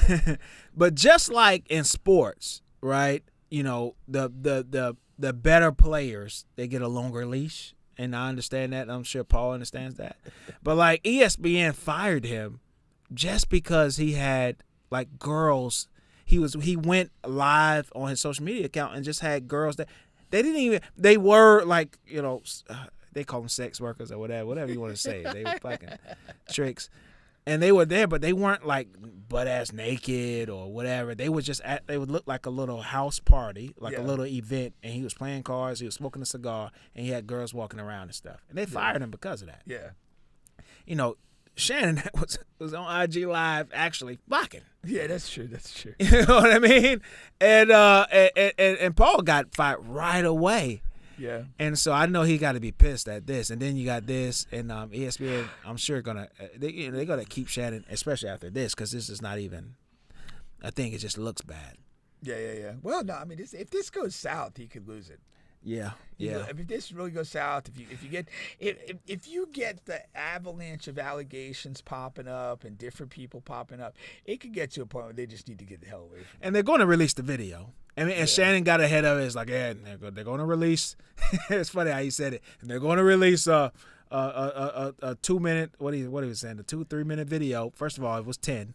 It's like, you know what I mean? Like, hey, I lasted more than 2 minutes. That's the version that you got. So he's like, release the full version. But he was like, that she was a willing participant. So there is a video, and that's eventually going to get released. That just happens in life.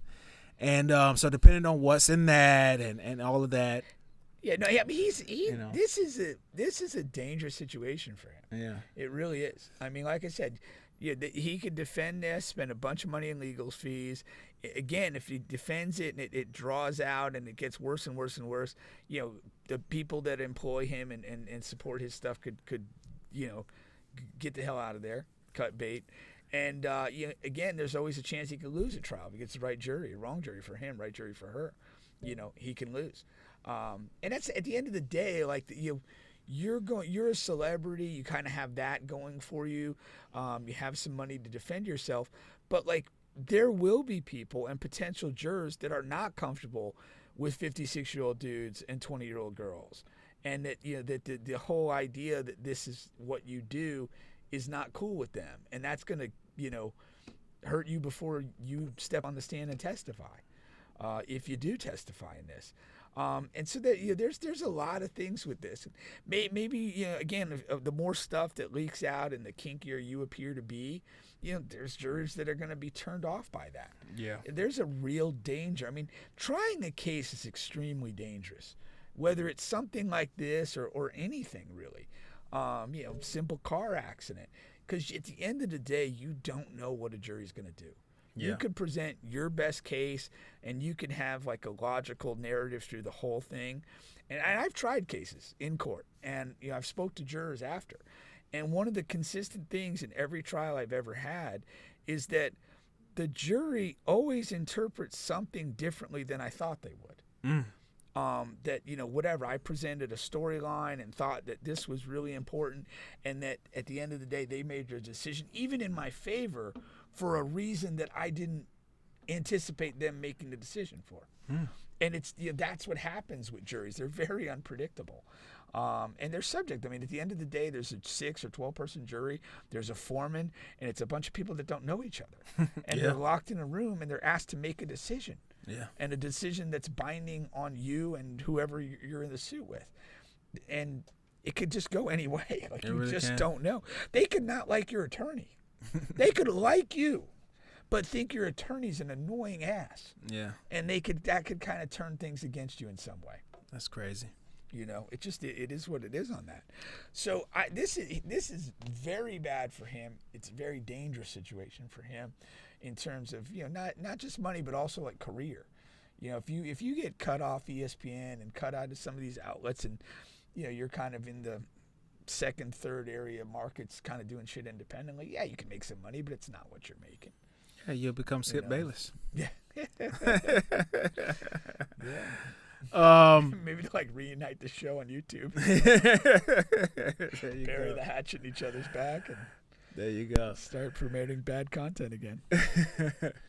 Skip is like, he's really trying things now. What's he up to now? The latest thing is he has like various different fans across the country, like literally just random guys. Yeah. And he puts them all in a room, and he gives them like whatever 10 minutes one-on-one to make an argument for LeBron James versus Michael Jordan.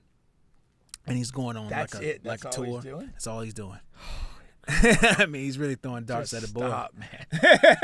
Just stop, man. Have some dignity. He's really throwing darts at the board, man. Have some dignity, man. And the guys, I just wish the guys just don't fucking know what to do or say. These guys are like straight nerds. They're like, oh, and LeBron averaged 27.6 points a game and averaged 10 rebounds and this and that. I'm like, well, that's not an argument. I mean, that's like, I can get that on Google. Yeah. You know what I mean? But anyway, that's enough of that.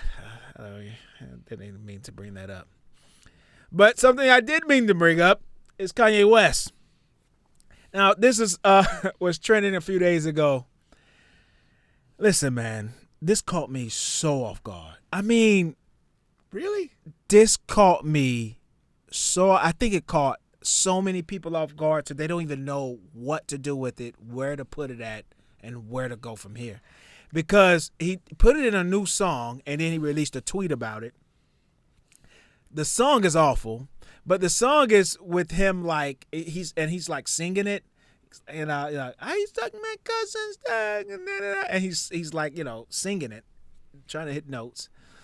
So that was terrible. So it wasn't like a quick rap line, like you can kind of hide it, like Biggie would do that. And Biggie would do a quick line like, "Man, you so fine, I'll suck your daddy's," and like he'll sneak it in there from time to time. He had a bunch of different lines like that, like, but he sneak it in and people didn't really say much about it. It's like, oh, it's a rap lyric, But this, he must really like you.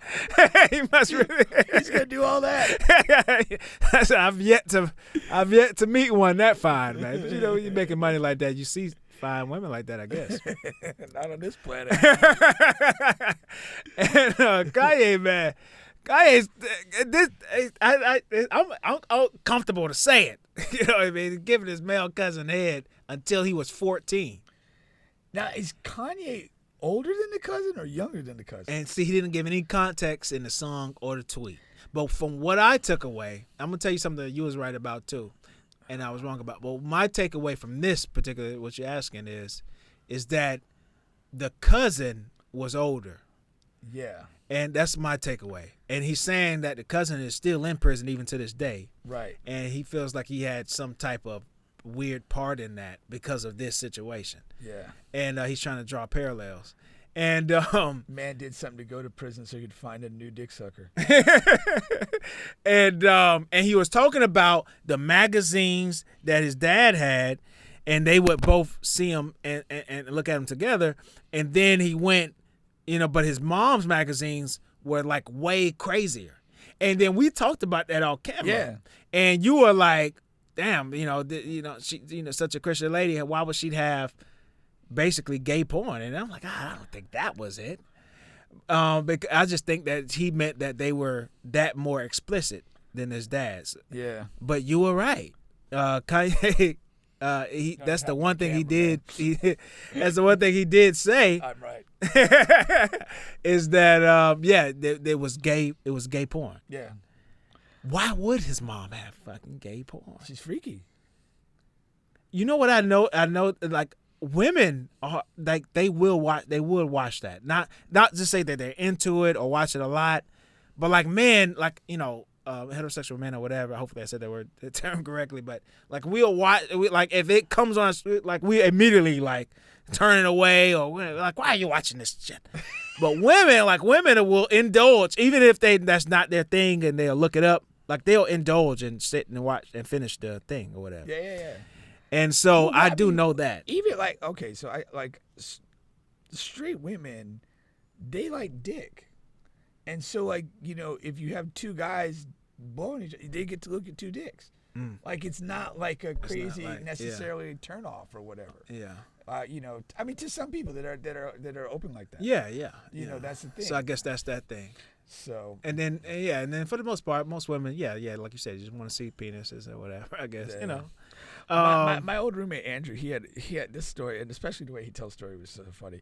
So he lives in the Cayman Islands, and so when he was in like high school, whatever, there was all the TV at that time was like satellite based stuff, and so he was like, at one point, like they were like home, and they realized there was like a porn channel on the satellite that they could access for free, and so for like couple weeks, they'd come back at the end of the day and watch some porn on the satellite.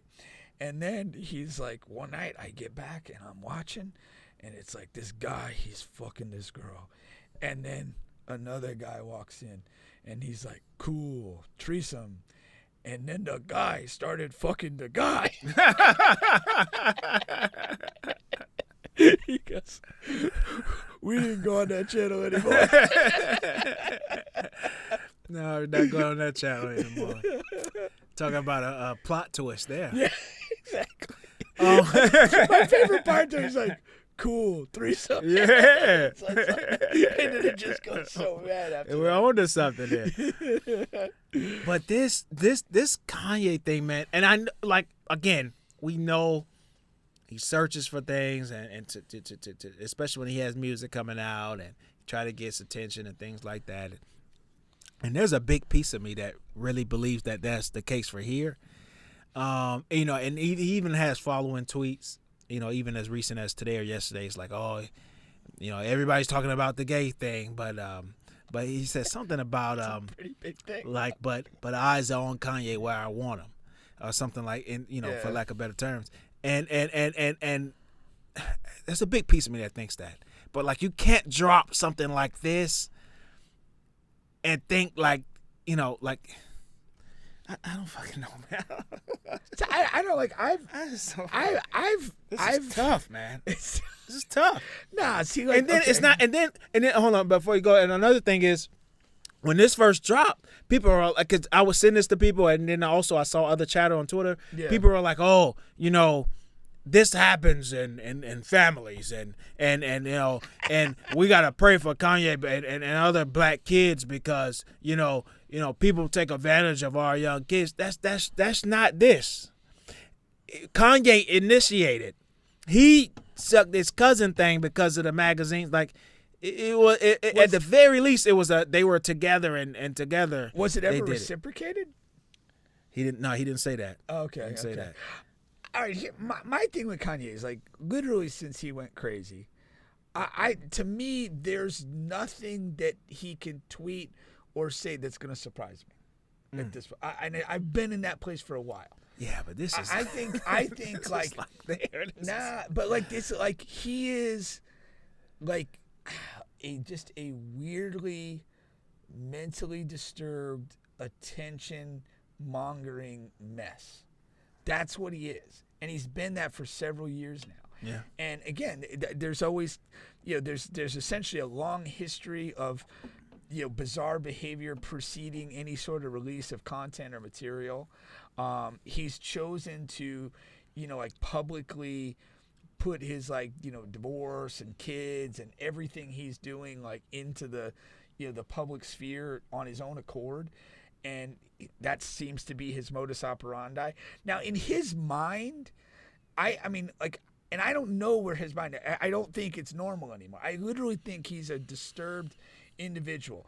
In his mind, maybe he feels that by doing this stuff publicly, it's almost like a public cleansing of whatever's going on in his life. And he may look at it this way, is that at some point I became a massive public figure.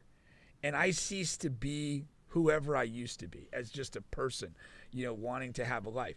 And so that in some way, the public forum is, in celebrity is how he has to express everything he has, because that's where his life is in his convention of things. And I not every celebrity reacts that same way. Some are fiercely protective of kind of what they regard as private information and things of that nature. And they create a persona, and then they have all the private stuff. But Kanye has a long history at this point of taking what could be private stuff and throwing it right out there, with, like he does his music and whatever else he's doing.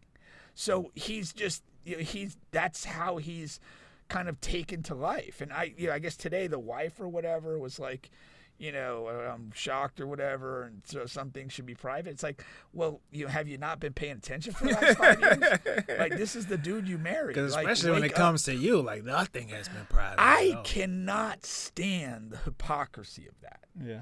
You're going to get in a relationship with this guy and marry him, and then you're going to be well, hey, we need to keep something private. No, that's not who you married. Yeah. He's been showing the world who he is for at least the last 5, 6, 7 years. Yeah. And you marry that? This ain't somebody you married 20 years ago. You chose to be in this. And now you're going to ask, well, we should keep something private. No, you're a fool. Yeah. But I just think he's a disturbed guy. He does not entertain me anymore. I literally just don't care. We've got the best of him in terms of music that we're going to get, and it was really great stuff, and it'll be there after he's dead. Yeah. That's kind of my thing on it. I think that's where we're at. I think we got the best of Kanye. And, hey, appreciate the run. From here, I don't know where he can go from here. As far as something he can say that will this is the bomb, and I wonder in his brain what he thought this would do, because it didn't blow like if this was 5 to 10 years ago, if this was in a time where what I'm trying to say, the LGBTQ movement, if it was in an earlier time where we still shunned and clowned and made fun of gays and things like that, this type of comment would have hit way harder and would have, I think, reached farther and stayed trending longer. Do you agree? Or do you know what I'm trying to say here? I agree to a degree, but I think again, part of the non-reaction is how far he's already pushed himself in this space of just being off the wall. Yeah. And then there is another thing, if you go back in the past before before celebrities had direct access to say these things. Mm-hmm. Now there could have become let's go 20 years back. There could have been a story that Kanye was involved in some underage sexual things with a family member, maybe against his will, maybe not, whatever. And then what would happen is, those stories would run, people would get all worked up about it. And then at some point he would sit down with some sort of credible journalist and basically give his side in kind of a canned interview, and he was, my childhood was tough, and this is what happened, and whatever, and give you this story, and then we'd kind of understand it and whatever, accept him and move on. But we don't do that anymore. Like you have direct access to your Twitter. You're telling us from the sources mouth, this is what you did. If you want to explain it further, you're just going to add a few more tweets to the string. You're not going to sit down with, I don't even know who that person is, like Charlemagne or Sway or whoever, fucking Barbara Walters if she's still alive. Mike Tyson did that. Oh, what's the girl what's the lady who interviewed R. Kelly before he went to prison? Gayle King. Yeah, you're not going to sit down there and kind of explain this away. These are your words. They're the words you chose to use. And even if you try to, you're stuck with your own words. You can't, there's no... This came from your feed. There's no way, okay, well, what I really meant to say was. No, man. You sat there and you typed out these words. This is it, man. Yes. Nobody's, running with a little side story that you're whatever. No. It's just he's in just a terrible place, and it just is what it is, man. That's tough. And I don't know. 14 is pretty old. No, but dude, it was going on for years. No, it was going on for years. That's one. But my point to that is, I don't think you could suck penis for that long and up to that ripe old age of 14 and never do it again. Oh, I didn't know that's where you're going. Yeah, that's where I was going. I don't buy that if that's accurate. There he is with the maestro right there. I mean, maybe he moved on to ass eating. Maybe he was just turned off by pubes, though. I guess. It was that's good. possible. It was good blowing until the pube got in the way. Manscaping is so, I guess, but man's got his preferences. Let's hit a couple quick things here because we're pushing on time. So I still got a couple things left. The NFL draft is tomorrow. So we'll know in short order where guys are going to go. But I thought this was very interesting. So this is an NFL assistant coach here on Shedeur Sanders. The worst formal interview I've ever been in my life. He's so entitled. He takes unnecessary sacks. He never plays on time. He has horrible body language. He blames teammates. But the biggest thing is he's not that good. Now, I want you to think about this. Formal interview. That means it's at least a top 10, top 15 team. He's not interviewing with every team, Yeah. So it's only a handful of teams that this could be from. This is a current NFL assistant coach here. Okay, and it explains why he could be in talks of slipping down the draft. And then if he's really getting in these interviews, now this might be just a person who doesn't like Deion and doesn't like Shedeur. Yeah, I'm calling bullshit on this. You call him, okay. And here's why. We know at the Combine he didn't interview particularly well with most teams. And the general vibe there was on certain teams he didn't seem particularly interested in talking to and just kind of went through the motions of the interview. Look at the statement again. The worst formal interview I've ever been in my life. He's so entitled. Stop. Nothing in the next two sentences says a damn thing about the interview. Everything below that is stuff that you would surmise from watching film. I won't say that. Not everything. 100%. No, the body language and blames teammates. Body language is what you see on film. But it also could blames be teammates. I don't like. What if he was in the interview blaming? Okay, he could have, but this is bullshit to me. And I've watched that guy play, and I remember on this show talking about. I was actually impressed with a lot of his body language when that line was playing like shit. Yeah. And he typically took, as you want people to take, a beating with honor. And he took the sacks, he got knocked around, whatever. Yeah. But the majority of what's here is stuff that comes off of film. Yeah. The majority, the vibe is he's so entitled. He doesn't say any specific thing that he said. I think that this is kind of bullshit. And I think that, there's three scenarios in my book. One, this is somebody again, maybe just hates Deion and the whole family wants to shit on him. Yeah. Number two, this is a situation of a team that he did not want to go to and kind of just went through the interview negatively to turn them off. Mm-hmm. Or number three, this is a team that's going to draft him. and they want to shit it up as best they can. Oh, smoke screen. They want to poison the well. Oh, yeah.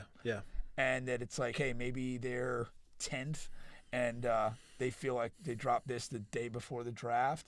You know, and again, this is stuff like anything there could have been said 2 months ago, 3 months ago, Why now? 2 weeks ago. It's being said now for a reason. Mm-hmm.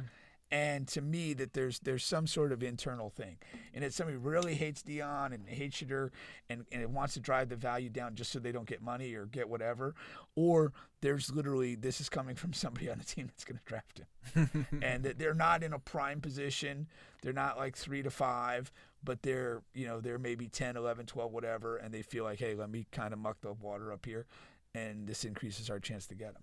And it's not the first time any of this has happened in a draft. I was going to say that's fair because, of course, that has happened, and we've seen that after the fact. It's the thing. Yeah.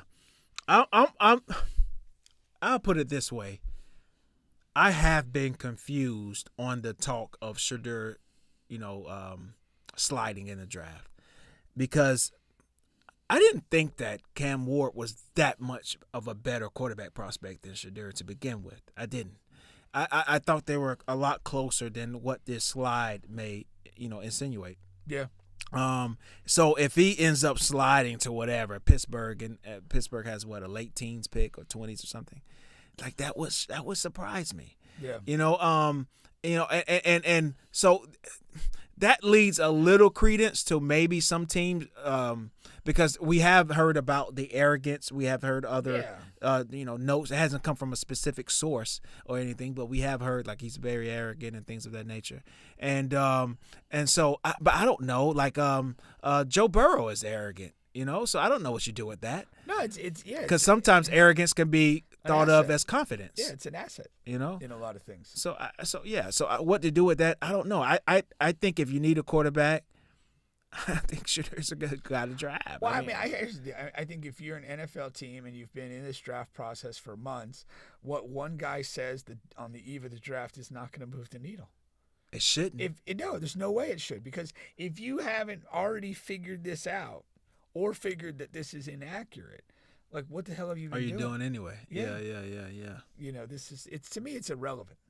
And then I know the guys at the top of the draft, the Browns and Giants, they have a particular conundrum because those are two teams that need quarterbacks for the future, need quarterbacks now and for the future, but they have so many other needs. And then you have the defensive end and you have Travis, and these are looked upon as maybe, guys who can really like break the mold in their roles, like and really become superstars, So I look at it differently though, because if you get the quarterback right, you're set for a good time. Yeah. And if you get those other guys right, you still need a quarterback. I mean, this is a quarterback-driven league. You're not going very far without an upper-tier quarterback. And so that also suggests that maybe most teams don't really feel that Shedeur is a lock to be that guy. Yeah. No, I agree, and shout out to NBA 151. He comments all the time. Appreciate your comment and new commenter, Mark. Since the coach is salty. Oh yeah, that's Mark. Oh, you know Mark? That's Owen's boyfriend. Who? Oh. Shout out, Mark. Shout out, Mark. Appreciate your comment, man. Comments make the world go round, makes the podcast grow. So definitely appreciate that. But assistant coach is salty. Yeah, that's probably what's going on here. If it's not that they're trying to muck up and stuff, for sure. But because like I said, now I understand what you're saying about Cleveland and the Giants, right? If you get the quarterback right, the problem is the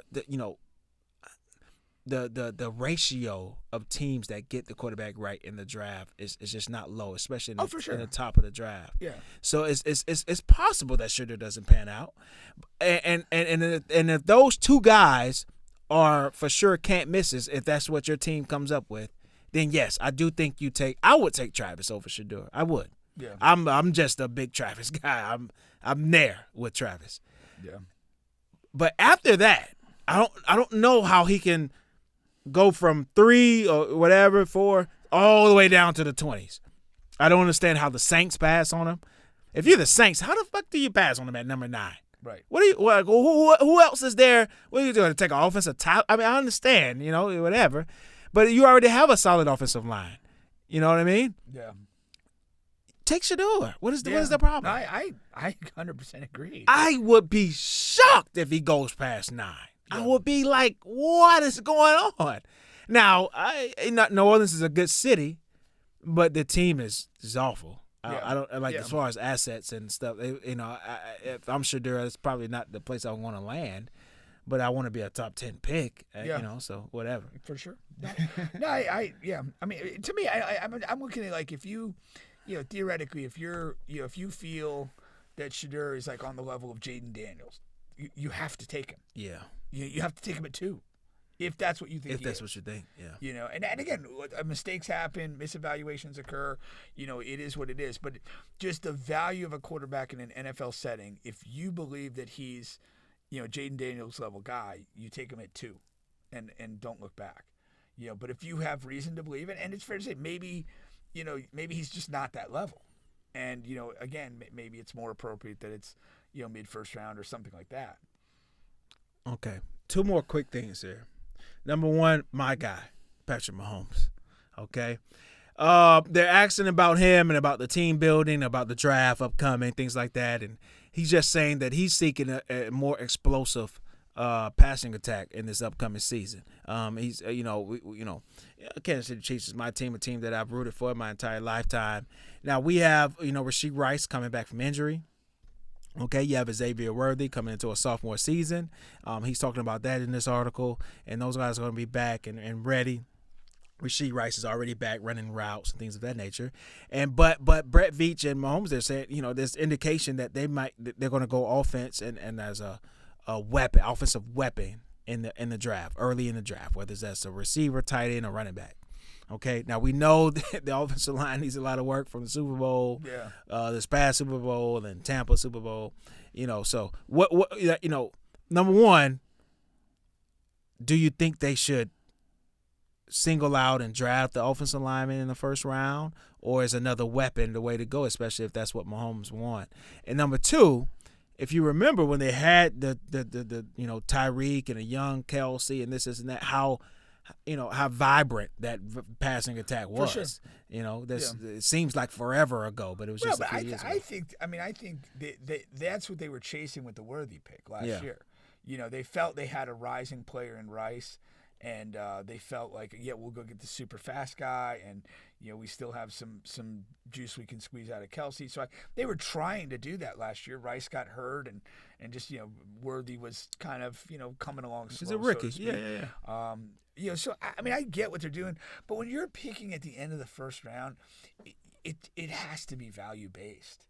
It has to. You can't go, hey, we're taking offensive tackle, no matter what. Yeah, you got to get the best possible football player at that position. Like to the extent, you want to draft an all-pro caliber guy. That's the goal.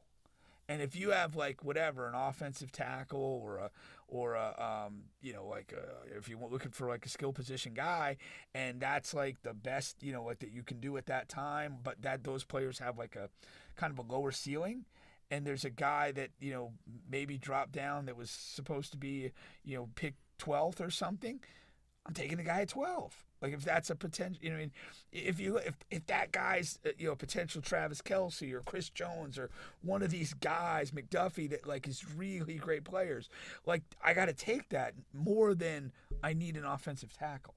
You have 7 rounds and potentially, more than 7 picks to acquire, offensive linemen or whatever. But by the same token, I haven't looked too close at the offensive line board. If that's the guy that falls to you, it is what it is. You can't be we're taking the best receiver available, but the second best tackle, a guy with huge upside, falls to you, take it. It's a need pick and it's a best player. Yeah. Their current best offensive lineman they got in the 6th round. And he's an all-pro, and he is good. He's a guard. Yeah. So there's that. But in a draft, there's value, and there's always stories. There's always guys from mid and later rounds that end up having great careers. Yeah. There's free agents that didn't have it. It's all about value. In that, when I'm picking at 31 or whatever it is, it's I'm going to get the best player there now. and do it. And then it's like, okay, then I'll recalibrate in the second round or whatever, and kind of fill out the draft from there. Yeah, there's a I was reading up on the tackles. There's a tackle that the scouts believe is the best tackle in the draft, but he's from a really small school. And so a lot of the coaches and GMs, they're like, oh, he hasn't played against any of the premier DNs and this is that. So there's talks that the best offensive tackle in the draft can kind of slip, and due to that reason. So, yeah, like you said, there's different stories, there's different reasons, there's different things that go on in the draft. Yeah. And you just try to catch that value pick when it comes. Yeah. I mean, you look at like a Khalil Mack went to like Buffalo or something. Yeah. There's always guys that Florida boy. That there's guys. I mean, hell, J.J. Watt and the crazy guy from Pittsburgh, Antonio Brown. Yeah, Antonio Brown. They both went to like Western Michigan. Yeah. Like it's not you don't always have to go from Alabama, go from Michigan, Alabama, Georgia, Michigan. Like some of those guys shit the bed too. Yeah. Although, and I do think the funny thing is with a lot of this, with the portal, the way it operates, is you're getting a lot of guys that go to the smaller. So we had Jared Verse, who was Defensive Rookie of the Year. Like he started at Albany or whatever, and then transfers to Florida State, has 2 great seasons, goes in the first round. So nowadays with the portal, a lot of people that go to small schools and immediately play at a high level are going to end up at bigger schools by the time you're drafting them. That's going to just be a shift that we have. Right. And by the same token, you're going to have guys that go down schools and kind of rehabilitate themselves. Yeah. In some ways. They started at, Georgia and didn't work out there. Then they went to Missouri, and then they finish at, Appalachian State. But there was a talent that at one point was regarded as maybe a 4 or 5 star guy, and there were Rashada guys on that track. Started at Western Florida, Kentucky, went to Arizona State, Georgia. Now he's at Western. Now he's at Western Kentucky. Yeah. Really quick question here: draft or NBA playoffs? Where's your attention going to be? Your main attention. I know you can flip back and forth. Where's your main attention going to be? The NBA playoffs. Okay. I'd rather watch live action. I mean, at the end of the day, listening to, fucking Mel Kiper talk is pretty boring. All right. Let's end it on this. I just thought this was interesting, and it draws back to a point that I've heard you say before. So, Trump and his team has proposed a $5,000 baby bonus to boost the U.S. population. Now, they directly asked him about this. I don't want to really go back to the article, but he was just saying how he believes that it's a really good idea and things like that could boost the U.S. population. Especially for white people. Boom, bingo. I'm kind of glad you went there, because that is the earlier point that you had made before. I don't know if we were on air or off the air, but about how white people are becoming, or there was a study showing that they could become the minority at some point in the U.S. Yeah. So and a part of Trump becoming the president, go ahead, explain it, because it really ties into this, and when I saw this, I was like, oh shit, Pink was just telling me something. No, so when Obama got elected, there were projections that by either 2035 or 2040 or 50, that white people would be a minority in the United States. And that triggered, as it always does, a backlash. White people get riled up. They, basically blame all their problems on minorities. And then what are the central tenets of the Trump administration? Anti-immigration, particularly from countries that aren't white, and wanting to deport all these people, countries that aren't white. And then you want to erase black history in this country and probably imprison and get rid of as many black people as you can. And so you basically have an ongoing ethnic cleansing underway. And so he's going to incentivize having kids. Probably emphasis towards white people. I was going to, yeah, that's the only thing. The only thing is, it makes so much sense when you tied it in, as far as when I heard you first tell me this, not too long ago, man, a couple of weeks. And then you get to this. But the only thing is, okay, how do you get, if you're that team, how do you get more white people to make babies than the others? Because we're still here. I mean, how can you hide this 5,000 baby bonus from me? You know what I mean? That's the only thing. Now, I understand, and it makes a lot of sense. Just like they do with voting. They make it as annoying and difficult as possible. And they don't so. I mean, theoretically, I don't know the mechanics of this. Is brand new. Right. It's brand new. But they could kind of spread word and make paperwork available to qualify this in predominantly white neighborhoods and like distribute none of it in black and minority neighborhoods whatsoever. And there's something. Oh, I saw that once on Twitter. How do I figure that out? Now again, if you're a minority person with perhaps limited resources or whatever, it's like, how much time do you have to chase this shit down for 5K? Like, you know what I mean? And then even to the extent that there are some minorities that go ahead and get the 5K, they're probably happy to get the 5K.